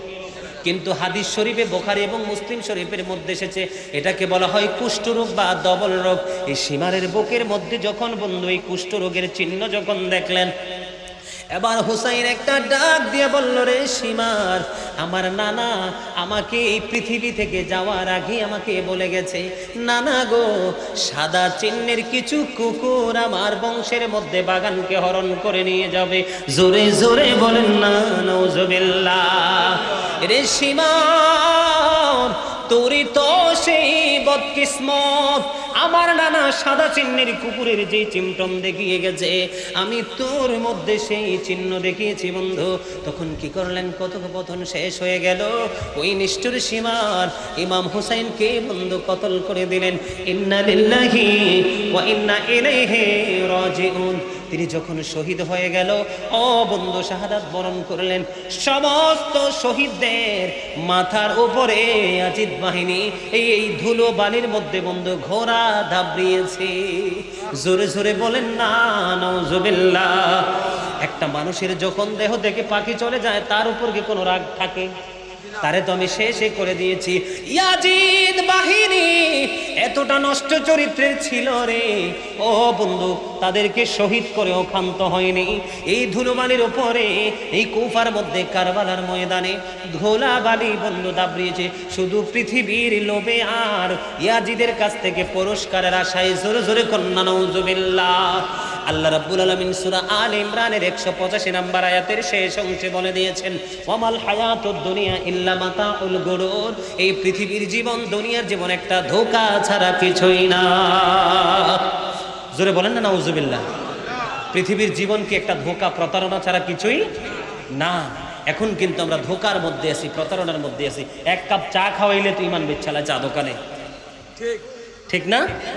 বিড়ি সিগারেটের মতো একটা নষ্ট জিনিস, এইটা যদি কেউ নেশাখোরের হাতে ধরাই দেয়, সেই 1 সেকেন্ডের মধ্যে তার ইমান 100% বিক্রি করে ফেলবে। আছে না নাই? এখন কিন্তু মহা মুশকিল। বিশেষ করে অনেক মসজিদের মুসল্লির ইমাম সাহেব পর্যন্ত ছদ্মবেশে ঢুকে গেছে, বেঈমান কাফেরদের কাছ থেকে ডোনেশন নিচ্ছে, আর ইসলামকে, নবীর পরিবারকে, আহলে বাইতকে, মহাব্বতকে ধ্বংস করার পায়তারা করতেছে। ঠিক কিনা বলেন? এই যে আশুরার মাস গেল, আজকে শেষ শুক্রবার গেল, মুহররমের মাস গেল, আপনারা দেখেন অনেক মসজিদের মুসল্লি আছে আশুরার কোনো ওয়াজই করে না। আছে না? আশুরার ইমাম হুসাইন আহলে বাইত নিয়ে কোনো কথাই বলে নাই। সাহাবাই কেরামের জীবনী, হ্যাঁ সাহাবাই কেরামের জীবনী নিয়ে আলোচনা করব, তাদের মর্যাদা কোনো অংশে কম নেই, তবে আহলে বাইতের চাইতে বেশি। ঠিক কিনা বলেন? এটা কিন্তু ব্যক্তিগত আক্রোশ, ওই যে ইয়াজিদ বাহিনীর পক্ষে যেমন ছিল, আজকেও কিন্তু ইয়াজিদ বাহিনীর পক্ষে আছে, তাও আমাদের মতো লেবাসলাই আছে। আছে না নাই? বন্ধুরে আমার দিকে তাকান। এবার ইয়াজিদের কাছ থেকে মহাপুরস্কারের জন্য হুসাইনের মাথা নিয়ে রওনা হলেন ইয়াজিদের বাড়ির দিকে কুফা থেকে। এবং যাইতে যাইতে হঠাৎ রাস্তার মধ্যে সন্ধ্যা হয়ে গেল। সন্ধ্যা যখন হয়ে গেল তারা তাবু গাড়লেন, এখানেই তারা অবস্থান করবে। যেখানে ইয়াজিদ বাহিনীর বন্ধু তাবু গেড়েছিলেন সেইখানেই ছিল বন্ধু এক খ্রিস্টান পাদ্রী রে। খ্রিস্টান পাদ্রী জানতে পেরেছে যে ইমাম হুসাইনের মাথা মোবারক নিয়ে ইয়াজিদের কাছ থেকে পুরস্কারের জন্য এই পথে রওনা হয়েছে এবং রাত্র হয়ে যাওয়ার কারণে এখানে তারা অবস্থান করতেছে। এই খবর যখন তারা বন্ধু জানতে পারলেন, জানার পরে খ্রিস্টান পাদ্রী এসেছে ওই ইয়াজিদ বাহিনীর কাছে, যার কাছে মাথা ছিল। এবার খ্রিস্টান পাদ্রী এসে ডেকে ডেকে বলে, রে ইয়াজিদের দল, তোরা তো ইয়াজিদের দিকে, ইয়াজিদের বাড়ির দিকে মাথা নিয়ে রওনা হয়েছে রাসূলের কলিজার টুকরা আলী মোকামের। কয় আমি তো তোদেরকে একটা অফার করব। কি করব? আমি তোদেরকে একটা অফার দিব, এই অফারটা গ্রহণযোগ্য হবে কিনা? কয় কি বলেন? কয় অফারটা হলো আজকের এই রাত্রের জন্য শুধু নবীর কলিজার টুকরার মাথাটা আমাকে দিবি রে, তার বিনিময় দিব 10,000 দিরহাম। জোরে জোরে বলেন সুবহানাল্লাহ, একবার বলেন নাউজুবিল্লাহ। ওই খ্রিস্টান পাদ্রীর মোহাব্বতের জন্য সুবহানাল্লাহ বলেছি। আর ওই বন্ধু ইয়াজিদ বাহিনী পৃথিবী লোভী নষ্ট চরিত্রের মানুষগুলোর নষ্টামি দেখে নাউজুবিল্লাহ বলতে বলেছি রে বন্ধু। দেখেন এরা কতটা পৃথিবী লোভী ছিল, কতটা বন্ধু দুনিয়া লোভী ছিল। বন্ধুরে আমার, এবার কি করলেন, যখন পাদ্রী তাদেরকে 10,000 দিরহামের অফার দিল, সঙ্গে সঙ্গে ইমাম হুসাইনের মাথা পাদ্রীকে হস্তান্তর করে দিল। বন্ধু কথা হলো কি, সারা রাত্র রাখতে পারবা, সকাল ভোর হতে না হতে আমাদের মাথা আমাদের কাছে দিয়ে দেবা। কয় ঠিক আছে। এবার খ্রিস্টান পাদ্রী কি করলেন, এবার ইমাম হুসাইনের মাথা তিনি বাড়িতে নিলেন। বন্ধু এই পাদ্রীর প্রেমের গল্প শুনে বন্ধু বকটা ফেটে কান্না এসেছে। সে যদিও খ্রিস্টানের রে, নবীর আহলে বাইতের প্রতি কত গভীর শ্রদ্ধা ছিল রে বন্ধু। এবার খ্রিস্টান পাদ্রী কি করলেন, বাড়িতে তিনি নিয়ে গেলেন। ঘরে নিয়ে নিচু কোনো জায়গায় রাখিনি, উঁচু একটা জায়গার মধ্যে ইমাম হুসাইন রাদিয়াল্লাহু তাআলা আনহুর মাথাটা রাখলেন। রাইখা সুগন্ধযুক্ত সুন্দর পানি দিয়ে সুন্দর করে বন্ধু ধৌত করলেন, করাইয়া পুরো মাথাটার মধ্যে সুগন্ধি লাগাইয়া দিলেন। এত সুন্দর সুগন্ধময় হয়ে গেল পরিবেশ। তিনি কি করলেন, ওই খ্রিস্টান পাদ্রী কি করলেন, এই ইমাম হুসাইনের মাথার দিকে তাকাইয়া সারা রাত শুধু বন্ধু চোখের পানি ফেলেছে, সারা রাত শুধু কেঁদেছে। ওই খ্রিস্টান পাদ্রী তিনি বক্তব্য দিয়েছেন, আমি যখন ইমাম হুসাইনের মাথাটা যখন উপরে রাখলাম, সুন্দর করে সুগন্ধযুক্ত করে যত্ন সহকারে রেখে দিলাম, আমি দেখেছি একেবারে ধবধবে সাদা নুরানি একটা পাখি যেন ইমাম হুসাইনের মাথা সারা রাত শুধু তাওয়াফ করেছে। জোরে জোরে বলেন না সুবহানাল্লাহ। আল্লাহু আকবার, আল্লাহু আকবার, ইয়া রাসূলুল্লাহ। কথা কি বুঝতে পেরেছেন? আপনারা দেখেন খ্রিস্টানের প্রেম আহলে বাইতের দিকে, আর ইয়াজিদ বাহিনীর লোভ আহলে বাইতের মাথা বিক্রি করা। ঠিক কিনা বলেন? আমার দিকে তাকান। এখন আমাদের দেশে কি টাকা দিয়া, পয়সা দিয়া, চাল দিয়ে, ডাল দিয়ে বিভিন্ন কৌশল করে কি আমাদের ঈমান চুরি করার চেষ্টা করে না? ভাইয়ের আমার, বাবার আমার, হাত জোর করে আপনাদেরকে আমি অনুরোধ করব, আপনারা পৃথিবীর কোনো লোভেই দুর্বল হয়েন না।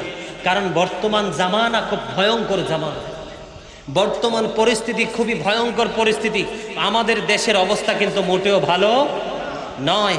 আমাদের না আছে ঈমান মজবুত, না আছে আমাদের আমল স্ট্রং, না আছে আমাদের পিতামাতার সাথে ভালো সম্পর্ক, না আছে হক্কানি আলেমদের সাথে গভীর সম্পর্ক। একবারে নাই যে তা না, আছে, তবে যেইভাবে থাকার কথা সেইভাবে।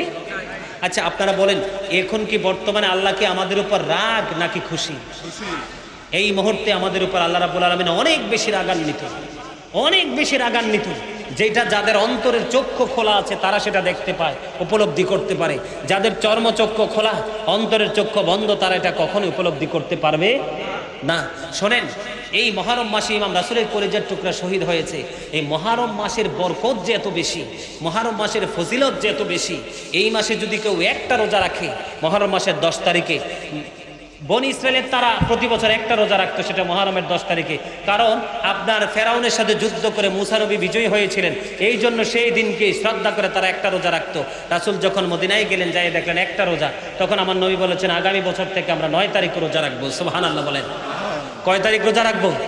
কারণ আমরা কখনো কোনো বেঈমানের সাথে মিল রেখে কোনো আমল করতে পারি না। বন্ধুরা আমার, মুহররম মাসের ইজ্জত এত বেশি, এই মাসের বরকত এত বেশি। আজকে এমন একটা পবিত্র দিনে বসেছেন, আলহামদুলিল্লাহ বলেন। এই মাসের মুহররমের 10 তারিখে যদি কেউ একটা রোজা রাখে, তার 40 বছরের জীবনের গুনাহ, 40 বছরের গুনাহ আল্লাহ মাফ করে দিবেন। আরো জোরে বলেন না সুবহানাল্লাহ। এই মুহররম মাসের 10 তারিখে কেউ যদি কোনো মানুষকে মহাব্বত করে, এতিমের মাথায় হাত বুলিয়ে দেয়, এতিমের মাথায় যত চুল আছে তত সময় পর্যন্ত সওয়াব তার আমলনামায় দেওয়া হবে। শুধু এই আশুরার ফজিলত বরকত এত বেশি। সম্মানিত উপস্থিতি, এই মুহররমের 10 তারিখ যদি কোনো মানুষ কোনো একটা রোগী খোঁজ খবর নেয়, কি করে? একটা রোগীর খোঁজ খবর নেয়, আল্লাহ রাসূল বলেছেন সেই যেন গোটা পৃথিবীর সমস্ত অসুস্থ রোগীর খবর নিল, সেই পরিমাণ সওয়াব তার আমলনামায় দেওয়া হবে। জোরে জোরে বলেন না সুবহানাল্লাহ। বন্ধুরে আমার এক্সাম্পল দিব, এই মাসের ইজ্জত এত বেশি, বরকত এত বেশি। ইরাকের রায় শহরের এক বিচারক, বন্ধু, তার জীবনী থেকে একটা তথ্য আমি পাইলাম। বন্ধুরা আমার, ইরাকের রায় শহরের বিচারকের কাছে মুহররমের 10 তারিখে এক লোক কিছু সাহায্য চাইলেন। কি চাইলেন? সাহায্য চাইলেন, হাত পাতলেন। রায় শহরের বিচারক ওই লোকটাকে সাহায্য করলেন না, তাকে খালি ফিরাই দিলেন। দেখলেন এক খ্রিস্টান দেখে তাকে ডেকে নিয়ে বন্ধু তাকে ইচ্ছে মতো সাহায্য করে দিলেন। কি করে দিলেন? সাহায্য করে দিলেন। দিন শেষ হয়ে গেল, রাত্র যখন হলো, গভীর রজনীতে ইরাকের রায় শহরের বিচারক তিনি এক সুন্দর মনোরম পরিবেশে ঘুরতেছেন। তিনি কাউকে প্রশ্ন করলেন, এইটা কি? কয় এটা জান্নাত। কয়টা কার জন্য বরাদ্দ?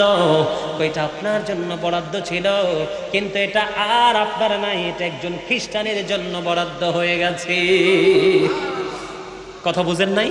মানে তিনি স্বপ্নযোগে জান্নাতের সামনে ঘুরতেছেন। প্রশ্ন করলেন এটা কি? কয় জান্নাত। এটার মালিক কে? কয় এটা আপনার জন্য বরাদ্দ ছিল, কিন্তু এটা এখন আর আপনি পাবেন না, এটা একজন খ্রিস্টানের জন্য বরাদ্দ হয়ে গেছে। রহস্য কি? কয় আপনার কাছে ভিক্ষুক এসেছিল, আপনি ভিক্ষুককে ফিরিয়ে দিয়েছেন, আর ওই ভিক্ষুককে শান্তি করে দিয়েছে। মুহররমের 10 তারিখ, মুহররমকে ইজ্জত করেছে, মাসকে সম্মান করেছে, ভিক্ষুককে দিয়ে দিয়েছে। এই জন্য আল্লাহ খুশি হয়ে জান্নাত বরাদ্দ করে দিয়েছে। বন্ধু, রায় শহরের বিচারক সকালবেলা কি করলেন? তিনি সকালবেলা 1 লক্ষ দিরহাম নিয়ে খ্রিস্টানের বাড়ি, সুবহানাল্লাহ কইতেন না? আর জোরে 1 লক্ষ দিরহাম নিয়ে খ্রিস্টানের বাড়ি চলে গেলেন। যাইয়া খ্রিস্টানকে ডেকে ডেকে বলছেন, আপনার জন্য গত রজনীতে যে পুরস্কারটা বরাদ্দ হয়েছে, এই পুরস্কারটা আপনি আমাকে দিয়ে দিবেন, তার বিনিময়ে পাবেন আপনি 1 লক্ষ দিরহাম। এবার ওই খ্রিস্টান ডেকে ডেকে বলে, রে রায় শহরের বিচারক, তুমি মনে করেছো তুমি তো চালাক, তুমি তো জানো না এই গত রজনীতে তুমি যে নেয়ামতটা স্বপ্ন যোগে দেখেছো, এই নেয়ামত আমিও স্বপ্নে দেখেছি। গত রাত্রে তুমি যে স্বপ্ন দেখেছো, এই স্বপ্ন আমিও দেখেছি। তোমার নেয়ামত আমার জন্য বরাদ্দ হয়ে গেছে। রে বিচারক, তুমি শুনে রাখো, এই নেয়ামত তো না, এই জান্নাতের গেইটের একটা চৌকাটের বিনিময় আমি 1 লক্ষ দিরহাম নিব না, বরংস তুমি শুনে রাখো, আমি মধুর কালেমা পড়ে নিলাম, লা ইলাহা ইল্লাল্লাহু মুহাম্মাদুর রাসূলুল্লাহ সাল্লাল্লাহু আলাইহি ওয়াসাল্লাম। আলহামদুলিল্লাহ বলেন না? কি বুঝতে পারছেন? আর ওই সিনায় মদিনাওয়ালার সাদকায়, রাসূলের আহলে বাইতের প্রেম, আমার মা বাবার দোয়ায়, আল্লাহর ওলিদের সোহবতে ছিলাম, তাদের মহব্বতে এই সিনায় অনেক তথ্য কালেক্ট করেছি বিভিন্ন কিতাব থেকে। আপনাদের দোয়ায়, আপনারা দোয়া করবেন আমি যেন আহলে বাইতের প্রেমে আমি আপনাদেরকে আরো অনেক তথ্য যেন দিতে পারি। আল্লাহ যেন আমাকে সেই তৌফিক দান করে। সবাই বলেন আমিন, সুম্মা আমিন। দেখছেন কি আসে আমার দাদা? প্রেম করতে কোনো বয়স লাগে না, প্রেম করতে শুধু একটা আত্মা লাগে, ঠিক নিও? আপনার সামরা বইটে গেলে কি হয়েছে? প্রেম করার মতো মন থাকলেই তো হয়েছে, এটা ঠিক না বেঠি? আমার দাদারে আমি দেখতে পাই, মন দিয়ে তাকাই রয়েছে, মানে অন্তর ভরা ভালোবাসা, অন্তর ভরা প্রেম। কটারে বাজে? 11টা। আর বুঝতে পারবো না। হিসাব আসে নাই? আসে নাই?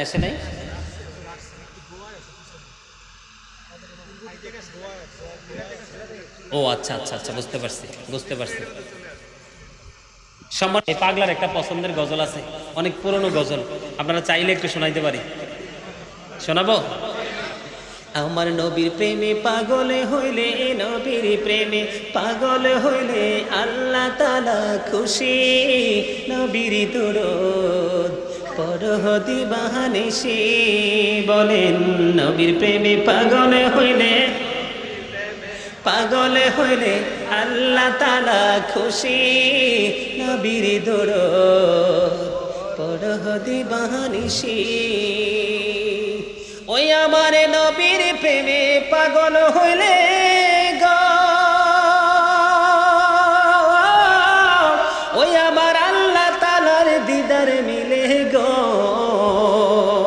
ডাকো যদি জজে বাহানে ডাকো যদি জজে বাহানে বাজাও প্রেমের বাঁশি হায়রে বাজাও প্রেমের বাঁশি নবীর দরদ পরহদি বাহানিসি আমার নবীর প্রেমে পাগল হইলে নবীর প্রেমে পাগল হইলে আল্লাহ তাআলা খুশি নবীর দরদ পরহদি বাহানিসি ওই আমার নবীর প্রেমে যে হয়ে মাতাল তাহার সম্মানে রয় চিরকাল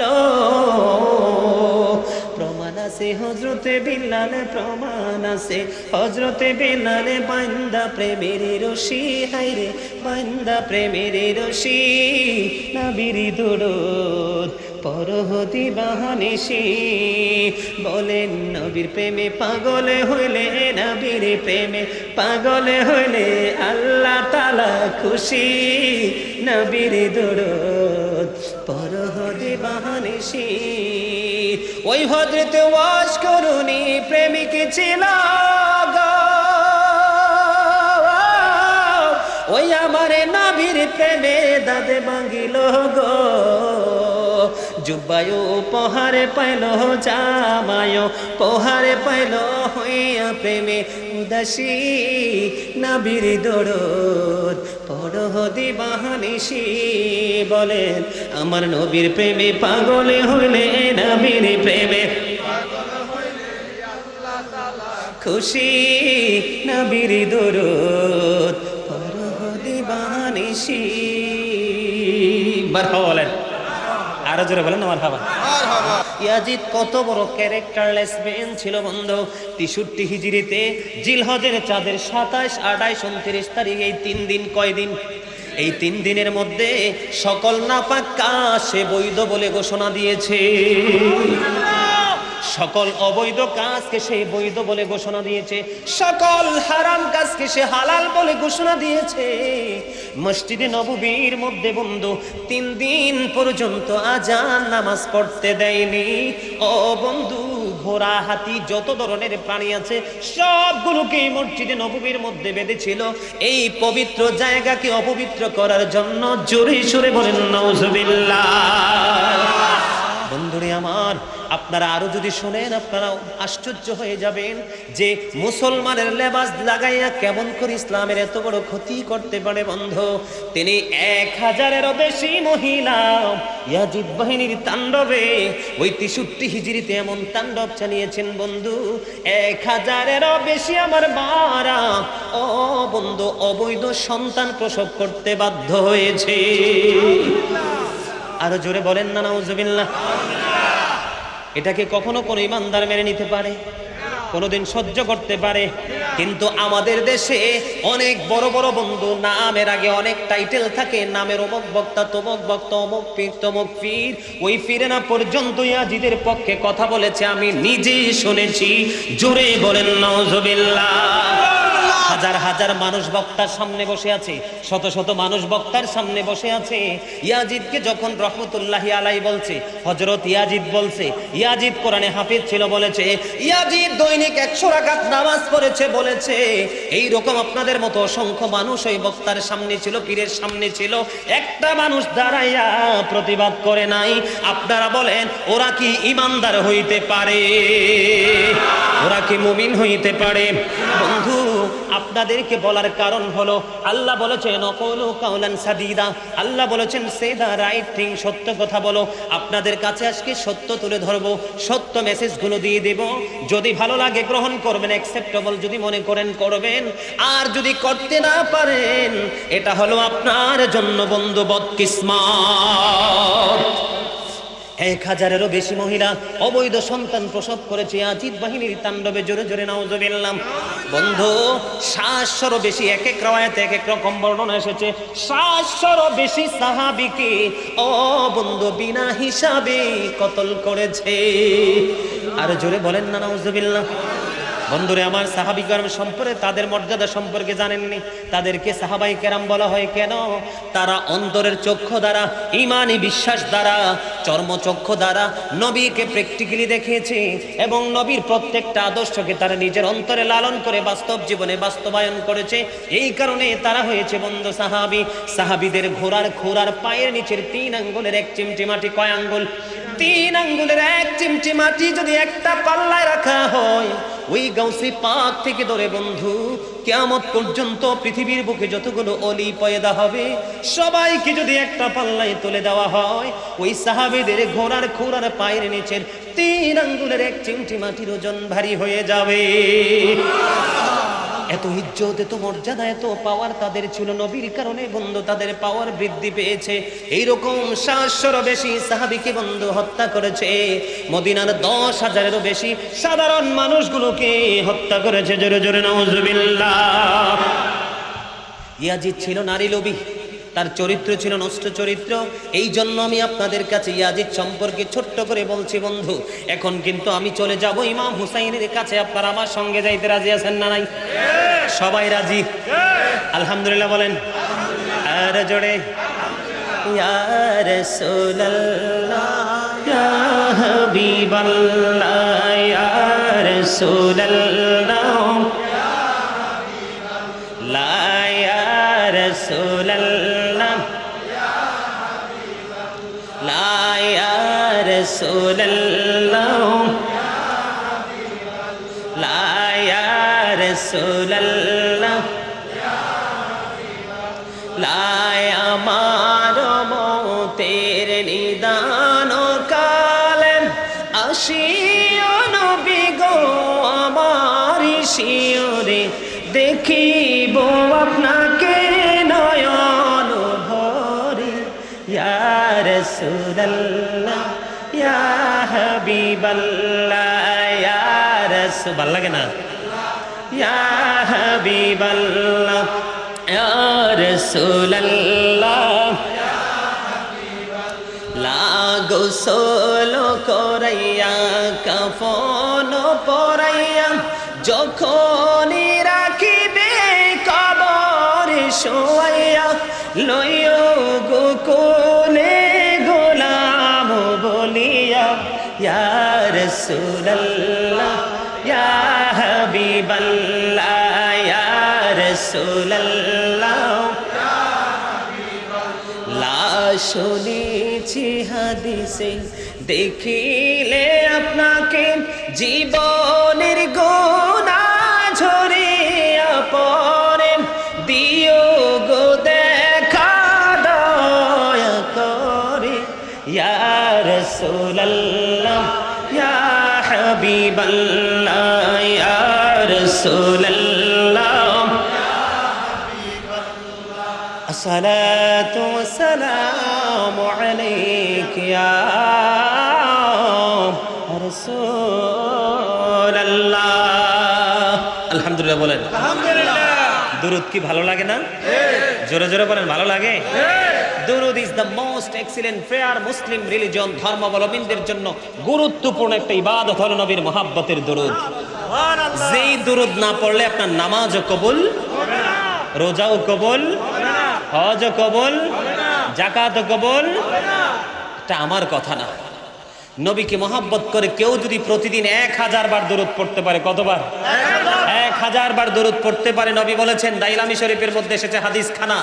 আজকে একটা আমল, চমৎকার আমল আপনাদেরকে দিয়ে যাব। সেইটা হলো, কেউ যদি হযরতে আনাস রাদিয়াল্লাহু তাআলা আনহু থেকে হাদিস বর্ণিত, হাদিস খানা এসেছে দাইলামি শরীফের মধ্যে। আমার নবী, আপনার নবী, দু জাহানের বাদশা নবী, তিনি বলেছেন, আমার উম্মত কেউ যদি মহব্বত করে, আমি নবীকে ভালোবেসে প্রতিদিন 1000 বার দরুদ পড়ে, কত হাজার বার? 1000 বার দরুদ পড়েছে, জান্নাত না দেখা পর্যন্ত তার মরণ হবে না।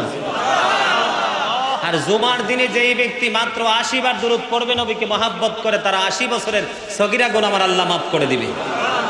বন্ধুরে আমার, সেই দিকে আমার আলোচনা নয়।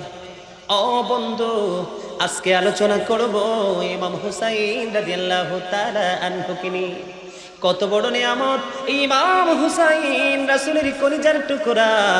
তার সাথে প্রেম রাখলে, মহাব্বত রাখলে, তাকে ভালোবাসলে আমাদের জীবন কতটা ধন্য হবে বন্ধু, কতটা নিয়ামত প্রাপ্ত হবে, সেই বিষয়ের উপর আজকে আমি আপনাদেরকে আলোচনা শোনাবো। জোরে জোরে বলেন না সুবহানাল্লাহ।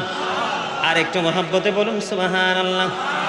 বন্ধুরে আবার, আল্লাহর হাবিব সরকার দো জাহা ও রাহমাতাল লিল আলামিন, ইমামুল মুরসালিন, শাফিউল মুজনিবিন, তিনি পবিত্র জবান মোবারক দ্বারা তিনি বলে দিয়েছেন বন্ধু, যে আমার হুসাইনকে ভালোবাসলো সে যেন আমি নবীকে ভালোবাসলো, যে নবীকে ভালোবাসলো তার ভালোবাসা অটো আল্লাহর সাথে হয়ে যায়।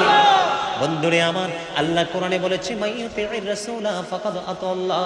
আল্লাহ বলেছেন হি হো অবিস দ্য এক্সেল অবিস আল্লাহ, যেই ব্যক্তি রাসূলের নির্দেশ মান্য করলো সে যেন আল্লাহর নির্দেশ মান্য করলো।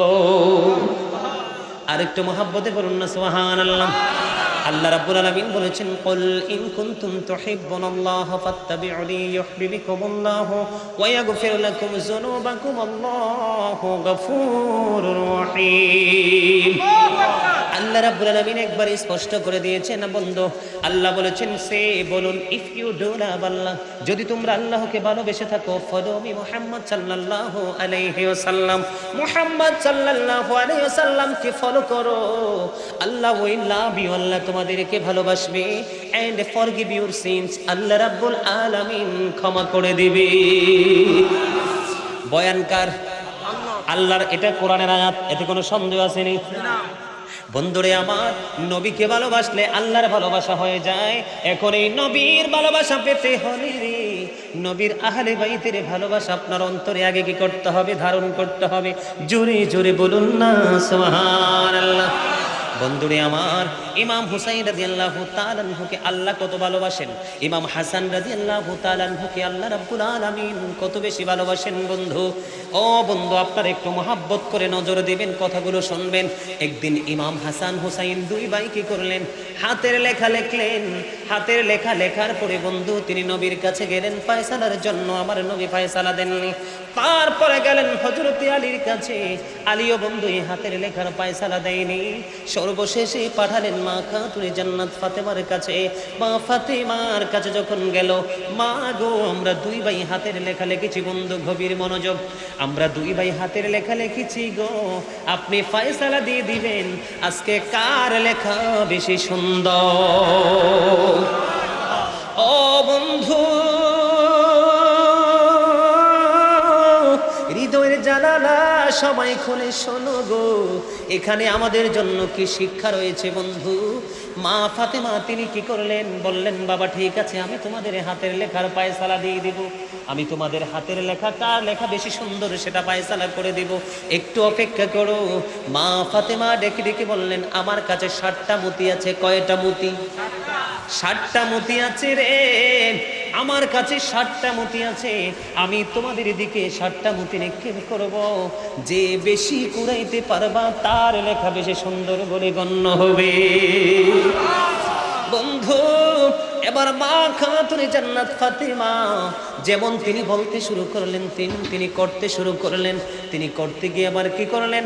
এক এক করে দুই ভাইয়ের দিকে বন্ধু একটা একটা করে 6টা মতি নিক্ষেপ করে দিলেন। কয়টা? আর আছে কয়টা? আর আছে একটা রে। এখন একটা কি একজন পাবে না দুইজন পাবে? মনে আপনাদের চিন্তা কি? হিসাব মতো একটা, যেহেতু আগের 3টা কি করেছেন, তিনটা করে 6টা দুই ভাই নিয়ে গেছে। মায়ের কাছে আছে আর একটা, নিশ্চয়ই বিচার অনুযায়ী ফরমালিটি অনুযায়ী একজনই একটা পাবে। কিন্তু বন্ধু এই দুই ভাইকে আল্লাহ রাব্বুল আলামিন এত বেশি ভালোবাসতেন, এত বেশি পছন্দ করেন। ও বন্ধু, আল্লাহ রাব্বুল আলামিন মা ফাতেমা যখন আরেকটা নিক্ষেপ করার জন্য যখন প্রস্তুতি নিলেন, আমার নবীকে, আমার নবী আল্লাহ রাব্বুল আলামিন সঙ্গে সঙ্গে জিব্রাইলকে একটা ডাক দিলেন। ও জিব্রাইল, জলদি চলে যাও না ফাতেমার বাড়িতে। ও জিব্রাইল, জলদি চলে যাও না ফাতেমার বাড়িতে। রে জিবরাইল, যখন ফাতেমা একটা মতি নিক্ষেপ করবে রে, তখন তুমি জিবরাইল দুইটা টুকরা করে দুই ভাগে, দুই ভাইয়ের ভাগে সমান করে দিয়ে দিবা। ও বন্ধু, এবার আল্লাহ রাব্বুল আলামিন অর্ডার করতে দেরি রে, জিবরাইল বন্ধু চলে আসলো। খাতুনে জান্নাত ফাতেমা যখন বন্ধু মতি নিক্ষেপ করলো, মতি নিক্ষেপ করতে দেরি রে, সঙ্গে সঙ্গে মতিটা দুইটা টুকরা হয়ে দুই ভাইয়ের ভাগে সমান সমান চলে গেল। এবার মা খাতুনে জান্নাত ফাতেমা এবার ফয়সালা দিয়ে দিল, তোমরা দুই ভাই সমান সমান করেছো, তোমরা দুই ভাইয়ের লেখাই সমান সুন্দর। আরেকটু মহব্বতে বলুন না সুবহানাল্লাহ, আর জোরে বলুন না বন্ধু সুবহানাল্লাহ। ও বন্ধু, আল্লাহ রাব্বুল আলামিন ইমাম হাসান হুসাইনকে এত বেশি বন্ধু ভালোবাসতেন, এত মহব্বত করতেন। ও বন্ধু, তাদের শিশুকালেও যদি তারা কিছু চেয়েছেন, আল্লাহ রাব্বুল আলামিন জান্নাত থেকে তাদের জন্য পাঠিয়ে দিয়েছে। এটা আমার বন্ধু বানানো কথা নয় বন্ধু, বিভিন্ন কিতাব থেকে বিভিন্ন তথ্য সংগ্রহ করেছি। ইমাম হুসাইন আহলে বাইতকে আলী মুকামকে আমার আল্লাহ কত বেশি ভালোবাসতেন। একদিন ইমাম হুসাইন বন্ধু, এখন আমাদের দেশে আমাদের ছেলেরা বিকেল বেলা হলে কেউ ক্রিকেট টিম নিয়ে বের হয়, কেউ ফুটবল টিম নিয়ে বের হয় কিনা, মানে মৌসুমি খেলা যে যেটাকে যখন পারফেক্ট মনে করে সেটা নিয়ে খেলাবার বের হয়। একদিন ছোট্ট হুসাইন মা জননীর গলা জড়িয়ে ধরে বলল, মা গো, ও মা, আমি খেলতে যাচ্ছি আমার বন্ধুদের সাথে, ফিরে আসার পরে আমাকে তুমি আপেল খাওয়াতে হবে। জোরে জোরে বলেন না সুবহানাল্লাহ। বন্ধু যখন বললেন, মা আমি খেলতে যাই, খেলা শেষ করে আসার পরে আমাকে আপেল খাওয়াতে হবে, মা ফাতেমা হুট করে সন্তানকে বলে দিলেন, বাবা যাও তুমি খেলতে যাও, খেলা শেষ করে আসো, আসার পরে আমি তোমাকে আপেল খাওয়াবো। বন্ধু ইমাম হুসাইন খুশি হয়ে চলে গেলেন বন্ধুদের সাথে খেলার জন্য। খেলতে খেলতে বন্ধু খেলার শেষ হয়ে গেল। এদিক দিয়ে মা খাতুনে জান্নাত ফাতেমা চিন্তা শুরু হয়ে গেল, ওগো মনি, আমি মা হয়ে সন্তানকে কি করেছি, আমি মা হয়ে সন্তানকে প্রতিশ্রুতি দিয়েছি আমি আপেল খাওয়াবো, কিন্তু কিতাব প্রমাণ করেছে তখন মদিনায় আপেলের কোনো সৃজন ছিল না। এবার কি করলেন, একটা দৌড় দিলেন বন্ধু রাসূলের রওজা মোবারক থেকে। ও বন্ধু, রাসূলের রওজা মোবারকের একেবারেই কাছাকাছি মা ফাতেমার ঘর দেখে এসেছি। বন্ধু মা খাতুনে জান্নাত ফাতেমা দৌড় দিলেন, দৌড় দিয়ে রাসূলের কাছে গেলেন কিতাব প্রমাণ করে। আমার নবী তখন হুজরার মধ্যে বসা ছিলেন, হুজরার মধ্যে বসা ছিলেন। বন্ধু মা খাতুনে জান্নাত ফাতেমা যাইতে দেরি রে, আমার নবী তার সিট থেকে উঠে গেলেন, মাকে বসতে দিলেন। ইমাম মা খাতুনে জান্নাত ফাতেমার কপালের মধ্যে ঘাম বেয়ে বেয়ে পড়ছে। এবার মা আমার নবী ডাক দিয়ে বললেন, মা গো, আপনার কপালে কেন গো ঘাম দেখা যায়? বাবা, আমি আপনার কলিজার টুকরা হুসাইন খেলতে যাবে, আমাকে বলেছে খেলা শেষ করে আসার পরে আপেল দিতে হবে। বাবা গো, আমি তো হুসাইনকে আপেল দিব বলেছি, কিন্তু মদিনার কোথাও তো আপেল নাই গো বাবা, আমি এখন কি করব? বাবা এবং মেয়ের মধ্যে প্রেমের আলাপ যখন চলতেছে, ঠিক তাৎক্ষণিক ভাবে চাইয়া দেখি জিব্রাইল নবীর হুজরায় এসে হাজির। জোরে বলেন আল্লাহু আকবার, আল্লাহু আকবার। হুশিয়ার সাবধান, আল্লাহু আকবার। ইয়া রাসূলুল্লাহ, ইয়া রাসূলুল্লাহ, আহলে সুন্নাহ ওয়াল জামাত জিন্দাবাদ, জিন্দাবাদ। এবার বললেন জিব্রাইল এসে বন্ধু নবীর হুজরা মুবারকে দাঁড়িয়ে গেলেন। ইয়া রাসূলুল্লাহ, ইয়া হাবিবাল্লাহ,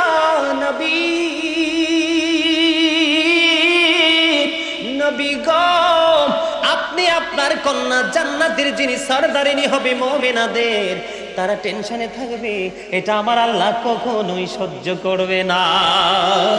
ইয়া রাসূলুল্লাহ, নবী গো, আপনি চাইয়া দেখেন। আমার আল্লাহ ডেকে ডেকে বলে, রে জিব্রাইল, আমার বন্ধুর কলিজার টুকরা ইমাম হুসাইন আপেল চেয়েছে রে তার মায়ের কাছে, মদিনায় তো আপেল নাই, তুমি জলদি জান্নাতি আপেল নিয়ে তুমি মদিনায় চলে যাও। ওগো নবী, নবী গো, চাইয়া দেখেন গো, জান্নাতি আপেল দিয়ে আমার আল্লাহ আমাকে পাঠিয়েছেন। বন্ধু দেখেন কত প্রেমের খেলা, আল্লাহ রাব্বুল আলামিন তাদেরকে কত বেশি ভালোবাসেন। তাদেরকে যদি আমরা ভালোবাসতে পারি রে, অল্প আমল নিয়ে আমরা জান্নাতে যেতে পারবো। বন্ধুরে আমার, আমি গাজী সুলাইমান আপনাদেরকে বলতে চাই, শুধু কথাগুলো অন্তরে ধারণ করে আহলে বাইতের প্রতি ইমাম হুসাইন তার সঙ্গীদের প্রতি বন্ধু প্রেমের বন্ধন স্থাপন করেন, আপনার পুরস্কার কেউ ঠেকাইতে পারবে না। এবার আমার নবী কি করলেন? আমার নবীকে ডাক দিয়ে জিব্রাইল বললেন, নবী গো, ও নবী, আমার 2টা বাটি লাগবে আর একটা চাকু লাগবে। বলতে দেরি মা খাতুনে জান্নাত ফাতেমা মা আয়েশা সিদ্দিকা রাদিয়াল্লাহু তাআলা আনহার ঘরে চলে গেলেন। ওখানে গিয়ে 2টা বাটি আনলেন, একটা চাকু আনলেন। চাকু আনার পরে বন্ধু এই যে আপেলটা নিয়ে এসেছেন, আপেলটাকে 2টা টুকরা করলেন। একটা টুকরা এই বাটির, একটা বাটির মধ্যে বসাইয়া আর একটা বাটি দিয়ে আমি দেখাই আপনাদেরকে, এইভাবে ঢেকে দিলেন। আমরা ঢাকি না কিছু রাখার পরে, এইভাবে ঢেকে দিলেন বন্ধু। আর অর্ধাংশ আমার নবীর হাত মোবারক দিয়ে দিলেন, ইয়া রাসূলুল্লাহ, আপেলটা আপনারা সবাই খাবেন আর প্রতিদিন একবার ঢাকনা সরাবেন এই আপেলের জন্য। জিব্রাইল বুদ্ধি শিখিয়ে গেলেন। জিব্রাইল আলাইহিস সালাম এখান থেকে বন্ধু চলে গেলেন। ইমাম হুসাইন খেলা শেষ করে চলে আসলো, মায়ের গলা জড়িয়ে ধরে বলতেছে, মা গো, ও মা, আপেল দিয়ে এনেছো, বাবা আপেলের ব্যবস্থা হয়ে গেছে। ইমাম হুসাইনকে যখন আপেল দিল বন্ধু, কিতাব প্রমাণ করেছে এখন আমাদের বাংলাদেশে যেমনি আপেলের কালারটা ছোট্ট হয়, কি হয় মানে সোজা কথা হলো, মূল কথা হলো, পৃথিবীর আপেল দেখতে যেমন, ওই জান্নাতি আপেলটাও দেখতে তেমনই ছিল, রঙও তেমন ছিল, কিন্তু স্বাদ ছিল পুরো ব্যতিক্রম। ইমাম হুসাইনকে যখন বন্ধু আপেলটা দেওয়া হলো, ইমাম হুসাইন আপেল খাইলো। খাওয়ার পরে এবার মা ফাতেমার গলা জড়াইয়া ধরে বলতেছে, মা গো, জীবনে কোনো দিন এত মজার আপেল খাইনি গো মা, এখন থেকে প্রতিদিন আপেল দিতে হবে। ও মা, মা গো, এত মজার আপেল তুমি কোত্থেকে এনেছো বাবা? আমি বাবি ব্যবস্থা করতে পারিনি, এই আপেলের ব্যবস্থা হয়েছে তোমার নানার কাছে। আল্লাহ রাব্বুল আলামিন জান্নাত থেকে তোমার নানার কাছে পাঠিয়েছে। বন্ধু একটা সেকেন্ড দেরি করলো না, ইমাম হুসাইন দৌড় দিলেন আমার রাসূলের কাছে। বন্ধু, নানা, নানা গো, আজকে থেকে প্রতিদিন আমাকে আপেল দিতে হবে। আমার নবী বলেছেন, বন্ধু নানা গো, যাও, চলে যাও, প্রতিদিনই তোমার জন্য আপেলের ব্যবস্থা হয়ে যাবে। রহস্য আসেনি কোন জায়গায়? ওই যে বাটির মধ্যে কিন্তু পুরো রহস্য আমার আল্লাহ লুকায়িত করে দিয়েছে। বন্ধু পরের দিন যখন মা খাতুনে জান্নাত ফাতেমা যখন বাটিটা সরাইলেন, সরানোর পরে এবার চাইয়া দেখে অর্ধাংশ আপেল রেখেছিল জিব্রাইল, আর এখন চাইয়া দেখে পুরো আপেলটা গোটা আস্তা হয়ে আছে। আজকে কি করলেন? জিব্রাইল দেখানো পদ্ধতি অনুযায়ী বন্ধু অর্ধাংশ কেটে ফেললেন, কেটে বন্ধু খাইলেন। আজকের আপেলের স্বাদ গতকালকের আপেলের মতো না, যদিও দেখতে একই রকম বন্ধু অর্ধাংশ, কিন্তু আজকের আপেলের স্বাদ হয়ে গেছে ব্যতিক্রম। আবার অর্ধাংশ ঢেকে দিলেন। ঢাকার পরে পরের দিন যখন আবার বন্ধু ঢাকনা সরালেন, এবার চাইয়া দেখি পরের দিনও ওই অর্ধেকটা আপেল আবার আস্তা হয়ে গেছে। এই করে করে বন্ধু 2 বছর পর্যন্ত যখন ঢাকনা সরাইতো আপেলটা আস্তা হয়ে থাকতো, অর্ধেকটা কেটে খাইতো, প্রতিদিন ছিল ভিন্ন ভিন্ন স্বাদ। জোরে জোরে বলেন না সুবহানাল্লাহ, আরেকটু মহব্বতে বলুন না সুবহানাল্লাহ। বন্ধুরে আমার, তাহলে এখানে ইমাম হুসাইনের ভালোবাসার গ্রান পাওয়া যায় কিনা? আল্লাহ রাব্বুল আলামিন তাদেরকে মায়া করেন, সেটার প্রমাণ মিলছে কিনা? এখানে আমি তো এতক্ষণ আপনাদেরকে এক্সাম্পল দিয়েছি। এবার বন্ধু আমি একটু কোরআন শরীফের দিকে যাব। আমি একটা আয়াত তেলাওয়াত করেছিলাম বন্ধু শুরুতে, কুল্লা আসআলুকুম আলাইহি আজরান ইল্লাল মাওয়াদ্দাতা ফিল কুরবা। আল্লাহর হাবিবকে আল্লাহ রাব্বুল আলামিন দেখেন, আল্লাহ রাব্বুল আলামিন কত ভালোবাসেন, একটু নজর দিয়ে দেখেন। আল্লাহ রাব্বুল আলামিন আল্লাহর হাবিবকে ডাক দিয়ে বললেন, কুল হাবিব, আপনি জানিয়ে দেন আপনি বলে দেন, মানে আমাদেরকে জানিয়ে দেওয়ার জন্য আল্লাহর হাবিবকে আল্লাহ রাব্বুল আলামিন বলেছেন, কোন শব্দ দ্বারা আদেশ করেছেন। বন্ধু হাবিবকে ডেকে বলে দিয়েছেন, হাবিব আপনি জানিয়ে দেন, আমি যে তোমাদের কাছে রিসালাতের দাওয়াত দিয়েছি, সত্যের সন্ধান দিয়েছি, উপদেশ দিয়েছি, এর বিনিময়ে আমি তোমাদের কাছে কিছুই চাই না, চাই শুধু আমার আহলে বাইতের ভালোবাসা। আমার নবী আমাদেরকে সব দিকে দিয়ে গেছে না? কথা মন দিয়ে শোনেন, দিয়ে গেছে কিনা? নামাজ কি নবীর উসিলায় পাইছি না? কোরআন কি নবীর উসিলা পাইছি না? কথা বলেন, পাইছি কিনা? আমরা যত আমল করতেছি আখির নবীর উম্মত হিসাবে, সবগুলোর মডেল ছিল কি আমার নবী না? নবী কত কষ্ট করেছে, পাথরের আঘাত বন্ধ সহ্য করেছে, কাফের বেঈমানেরা কত কষ্ট দিয়েছে, তারপরে ইসলামের ঝান্ডা আমাদের কাছে বন্ধু তুলে দিয়েছেন, এত নিয়ামত তুলে দিয়েছেন, এর বিনিময় নবী আমাদের কাছে কিছুই চায় না, চাই শুধু নবীর আহলে বাইতের মুহাব্বত। আর জোরে বলেন সুবহানাল্লাহ। বন্ধুরা আমার, আহলে বাইত সম্পর্কে আমরা কি বুঝতে পারি? রাসূলের পরিবারের মধ্যে, আহলে বাইতের মধ্যে সর্বপ্রথম হলো মা খাতুনে জান্নাত ফাতেমা। জোরে বলেন না সুবহানাল্লাহ। মা খাতুনে জান্নাত ফাতেমা সম্পর্কে হাদিস শরীফের মধ্যে এসেছে, ফাতেমাতু সাইয়্যিদাতু নিসাই আহলিল জান্নাহ, mother Fatema is the leader of females in জান্নাহ, সকল মুমিনাদের জান্নাতে লিডার হবে মা খাতুনে জান্নাত ফাতেমা। তাহলে মা ফাতেমাকে মহব্বত করার দরকার আছে না নাই? রাসূল কি বলেছে? কোরআনের খবর কিন্তু কোনো সন্দেহ নাই, দা হোলি কোরআন, ঠিক কিনা বলেন? কোরআন কি পবিত্র গ্রন্থ কিনা বলেন? আরো জোরে বলেন। কোনো সন্দেহ আছে? সন্দেহ করলে ঈমান থাকবো? আল্লাহ বন্ধু আল্লাহর হাবিবকে শিখিয়েছেন, বিশেষ করে আমার ভাই বাবাদেরকে বলবো, দাড়ি পাকা মুরব্বী বাবাদেরকে, বাবা গরিব হয়ে জানালা খোলে তোমরা সবাই শুনে নাও, আমি আমার মা আমার বোনদেরকে বলবো তোমরাও শুনে নাও গো। আল্লাহ রাব্বুল আলামিন কত সুন্দর করে বলে দিয়েছেন, হাবিব আপনি বলে দেন, আমি যে তোমাদেরকে এত নিয়ামতের সন্ধান দিয়েছি, এর বিনিময়ে আমি তোমাদের কাছে কিছুই চাই না, চাই শুধু আমার পরিবারের মুহাব্বত। আহলে বাইতকে ভালোবাসার দরকার আছে না নাই? আহলে বাইতকে ভালো না বাসলে কেমন হবে, এটার প্রমাণ আমি আজকে আপনাদেরকে দিয়ে যাব বন্ধু। আগে আমি হাদিস শরীফ থেকে কিছু তথ্য আপনাদেরকে দেব। রাসূল কি বলেছেন? ফাতেমাতু সাইয়্যিদাতু নিসাই আহলিল জান্নাহ, mother Fatema is the leader of females in জান্নাহ, সকল মুমিনাদের জান্নাতে সরদারিনী হবে মা খাতুনে জান্নাত ফাতেমাতু জাহরা রাদিয়াল্লাহু তাআলা আনহা। জোরে জোরে সুবহানাল্লাহ। আর জোরে বলেন না সুবহানাল্লাহ। বন্ধুরে আমার, এবার আসেন ইমাম হাসান হুসাইনের কাছে যদি আমরা যাই, হাদিস শরীফের মধ্যে এসেছে, ক্বালা রাসূলুল্লাহ সাল্লাল্লাহু আলাইহি ওয়াসাল্লাম, রাসূল বলেছেন, আল হাসান ওয়াল হুসাইন সাইয়্যিদ শাবাবি আহলিল জান্নাহ। রাসূল একবার স্পষ্ট করে বলে দিয়েছে, Imam Hasan and Hussain are the leader of younger people in Jannah. রাসূল বলে দিয়েছেন বন্ধু, ইমাম হাসান হুসাইন দুই ভাই জান্নাতে সকল ইমানদারদের লিডার হবে, ইমাম হবে।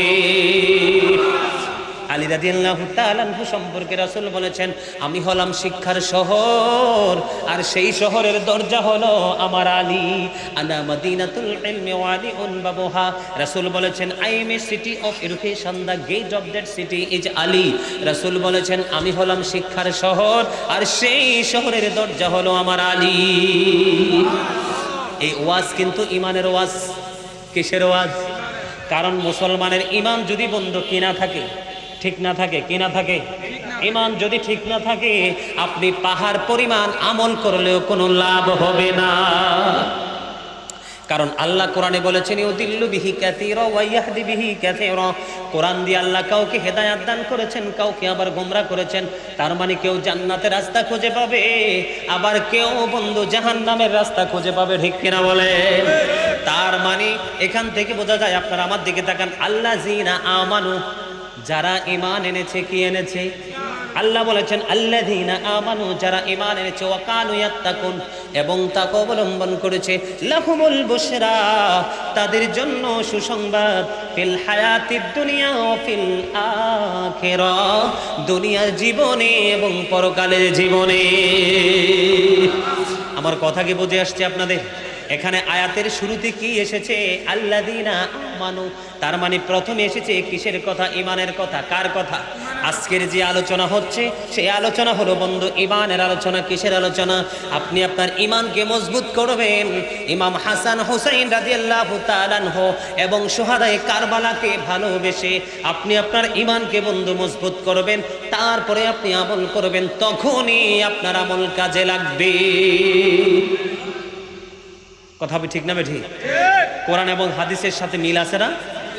আমরাও আমাদের ঈমানের সাথে আমলের মিল রেখে চলবো, ঠিক কিনা বলেন?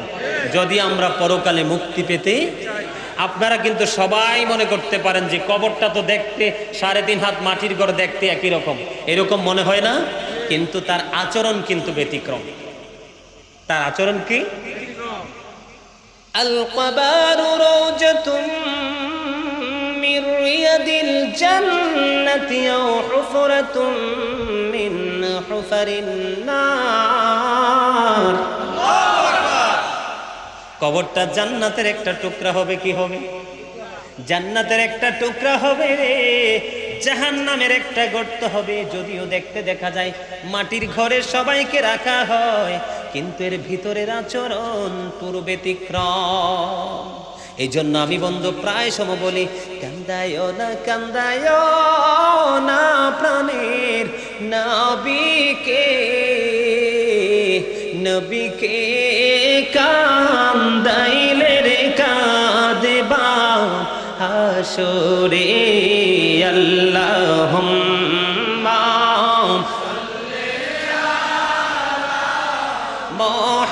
মুহাম্মাদ ওয়া আলা আলি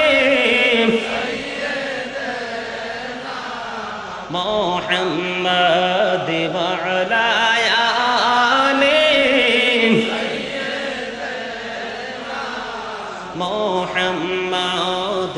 করে বাবারি করে বা ঘর করে বাকি লিহিয়ারে যাবে প্রাণ পাখি। আল্লাহুম্মা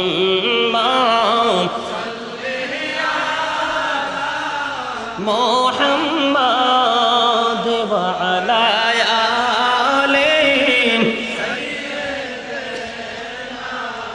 মুহাম্মাদ ওয়া আলা আলি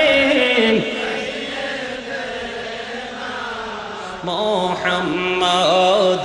আইসো ভবে যাইতে হবে কবরে, আইসো ভবে যাইতে হবে কবরে। হিসাব নিকাশ দিতে গো হবে হাসরে। আল্লাহুম্মা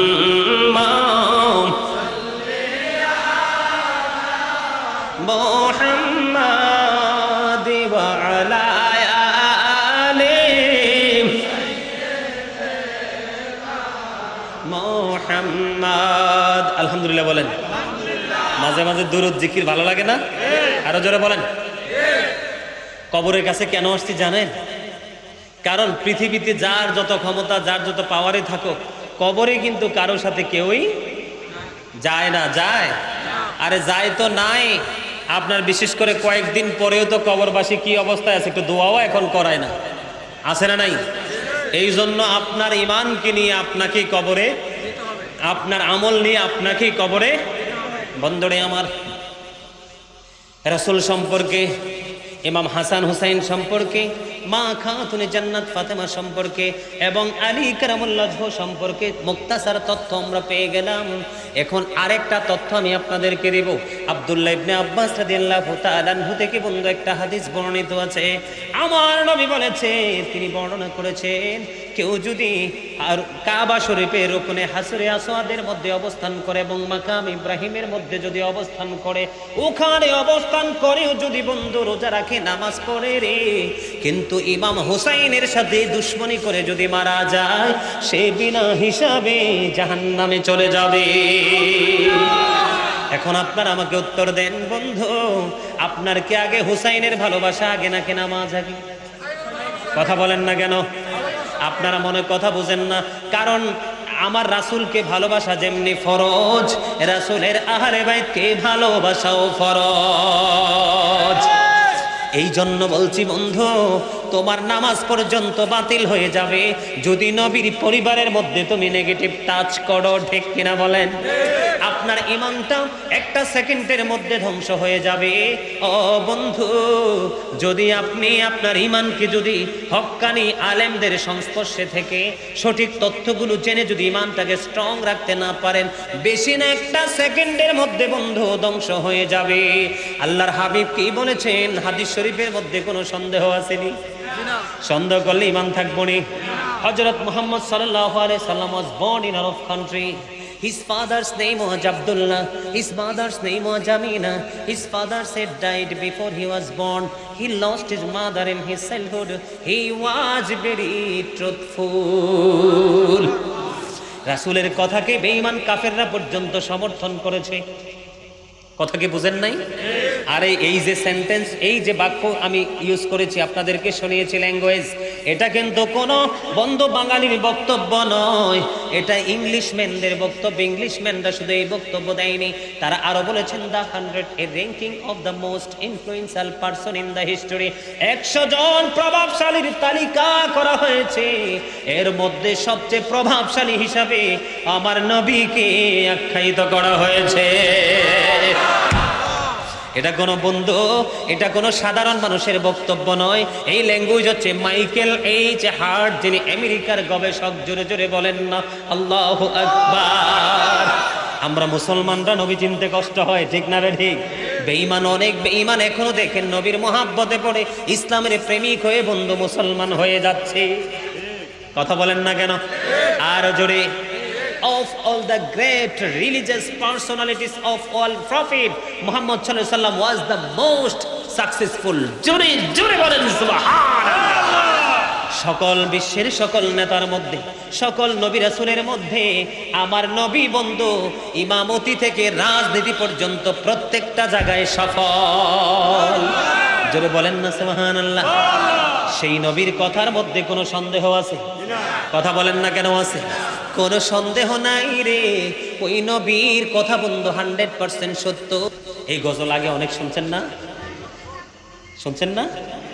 আমরা অনেক শুনছি এই গজল আগে। কি কয়? ও আচ্ছা আচ্ছা, ঠিক আছে ঠিক আছে, গাইব। হাদিয়া দিতে হবে তো, গজল শুনলে এক্সট্রা হাদিয়া দেওয়া লাগে হুজুরে। দেনা দেনা দেনা সব তো, হ্যাঁ বুঝলে গেছে আর কি। একটা গজল আছে আমার গাওয়া, এটা গোটা পৃথিবীতে যথেষ্ট সারা পড়ছে, বুঝছেন? কেটা দিছে এটা? মারহাবা। এই 2 গজলে 500 করে 1000 পাইছি। মারহাবা বলেন আরো জোরে, আর একটু মহাব্বতে বলেন। আরে মারহাবা কইতো কি কষ্ট লাগে, এর মানুষ টাকা দিতে ডরায় না হয়, ভয় পায়, আমি মানলাম। মারহাবা বলেন আরো আরো। আরে এখন একটা গল্প মনে হয়েছে, ওই যে সালাউদ্দিন ছিল আমার সাথে নারায়ণগঞ্জে। নারায়ণগঞ্জ কি বাজার না? হরিপুর বাজার। নারায়ণগঞ্জের সিটির মধ্যে হরিপুর বাজারে গেছি ওয়াজ করতে, বুঝছেন? তো তারা তো বন্দর স্টিল মিলের এরিয়াতে, তো পাবলিক তো অনলাইনে সবাই জানে আমি ভালো গজল গাইতে পারি। আমি কিন্তু একজন গজলের লেখকও। আমার কিন্তু বই কমপ্লিট হবে এই বছর, শীতের সিজন আসার আগেই ইনশাল্লাহ বইটা কমপ্লিট হয়ে যাবে। তা আমি ওইখানে গজল গাইছিলাম, বুঝছেন? মানে গজলের হাদিয়া যা, মাহফিল কমিটির পক্ষ থেকে হাদিয়া হতা। মাথা বলেন। তার মানে প্রেম মানুষের অন্তরে এত বেশি জেগেছে, মানুষ কিন্তু হাদিয়া দিতে আর কি করে নাই, দেরি করে নাই। মারহাবা বলেন আরো জোরে। বিজ্ঞানীদের বিজ্ঞানী আঙ্গ নবীজি, এমন দয়াল নবী আর হাইবানি। বিজ্ঞানীদের বিজ্ঞানী আঙ্গ নবীজি, বলেন বিজ্ঞানীদের বিজ্ঞানী আঙ্গ নবীজি, এমন দয়াল নবী খুঁজা হাইবানি। এমন দয়াল নবী আর হাইবানি। বিজ্ঞানীদের বিজ্ঞানী আঙ্গ নবীজি, বিজ্ঞানীরা রকের চোখে চাঁদের দেশে যায়, আঙ্গ নবী রকের চারা মেরাজ শরীরে যায়। বিজ্ঞানীরা রকেট যোগে চাঁদের দেশে যায়, নবী রকেট চারা মেরাজ শরীফে যায়। আরে ওই যুগে কি রকেট বিমানে গুণ ছিল নি? বলো ওই যুগে কি রকেট বিমানে গুণ ছিল নি? বিজ্ঞানীদের বিজ্ঞানী আঙ্গ নবীজি, বলেন না বিজ্ঞানীদের বিজ্ঞানী আঙ্গ নবীজি। এমন গা দয়াল নবী আর হাইবানি, এমন গা দয়াল নবী খুঁজা হাইবানি। বিজ্ঞানীদের বিজ্ঞানী, বিজ্ঞানীরা রকেট যোগে চাঁদের দেশে যায়, আঙ্গ নবী রকেট চারা মেরাজ শরীফে যায়। বিজ্ঞানীরা রকেট যোগে চাঁদের দেশে যায়, আঙ্গ নবী রকেট চারা মেরাজ শরীফে যায়। আরে ওই যুগে কি রকেট বিমানে গুণ ছিল নি? বলো ওই যুগে কি বিজ্ঞানীদের বিজ্ঞানী আঙ্গ নবীজি। আবু বকর সিদ্দিকের শাফি কামড়াইছে, আঙ্গ নবীর থুতু দি বালা হয়ে গেছে। আবু বকর সিদ্দিকের শাফি কামড়াইছে, আঙ্গ নবীর থুতু দি বালা হয়ে গেছে। আরে সেই যুগে কি ওজা বৈদ্য এগুন ছিল নি? বলো সেই যুগে কি বিজ্ঞানীদের বিজ্ঞানী, বলেন বিজ্ঞানীদের বিজ্ঞানী, আওয়াজ দে। এমন গা দয়াল নবী আর হাইবানি, এমন গা দয়াল নবী বিজ্ঞানীদের বিজ্ঞানী আঙ্গ নবীজি। আগের যুগের মানুষের অসুখ কম হইতো, আঙ্গ নবীর কাছে আইলে বালা হয়ে যাইতো। আগের যুগের মানুষের অসুখ কম হইতো, আঙ্গ নবীর কাছে আইলে বালা হয়ে যাইতো। আরে সেই বালা কি এই যুগেতে করতে হারবানি? বলো সেই বালা কি এই যুগেতে করতে হারবানি? বিজ্ঞানীদের বিজ্ঞানী আঙ্গ নবীজি। এমন গা দয়াল নবী আর হাইবানি, এমন গা দয়াল নবী খুঁজা হাইবানি। বিজ্ঞানীদের বিজ্ঞানী আঙ্গ নবীজি। মারহাবা বলে না, আর জনে মারহাবা। খবরটা মজার না সাজা? মজার না? করিবেন তখন 40 কদম হাতিয়া আসিবেন সজন, কে আমার কাঁদিবি কাঁদে বসিয়া, সকল কর্ম লিখিতেছে হুকুমনিয়া, আল্লাহর হুকুমনিয়া। বলেন কে আমার কাঁদিবি কাঁদে বসিয়া, সকল কর্ম লিখিতেছে হুকুমনিয়া, আল্লাহর হুকুমনিয়া। 40 কদম হাতিয়া আসিবে সজন, অন্তর নাকের হাজির হইবে তখন। কি সওয়ালে কি জবাব হইতে যে পারে, সময় থাকিতে জানিও তারে, জানিও তারে। বলেন কি সওয়ালে কি জবাব হইতে যে পারে, সময় থাকিতে জানিও তারে, জানিও তারে। 40 কদম হাতিয়া আসিবে সজন, তারে নাচির হাজির তখন।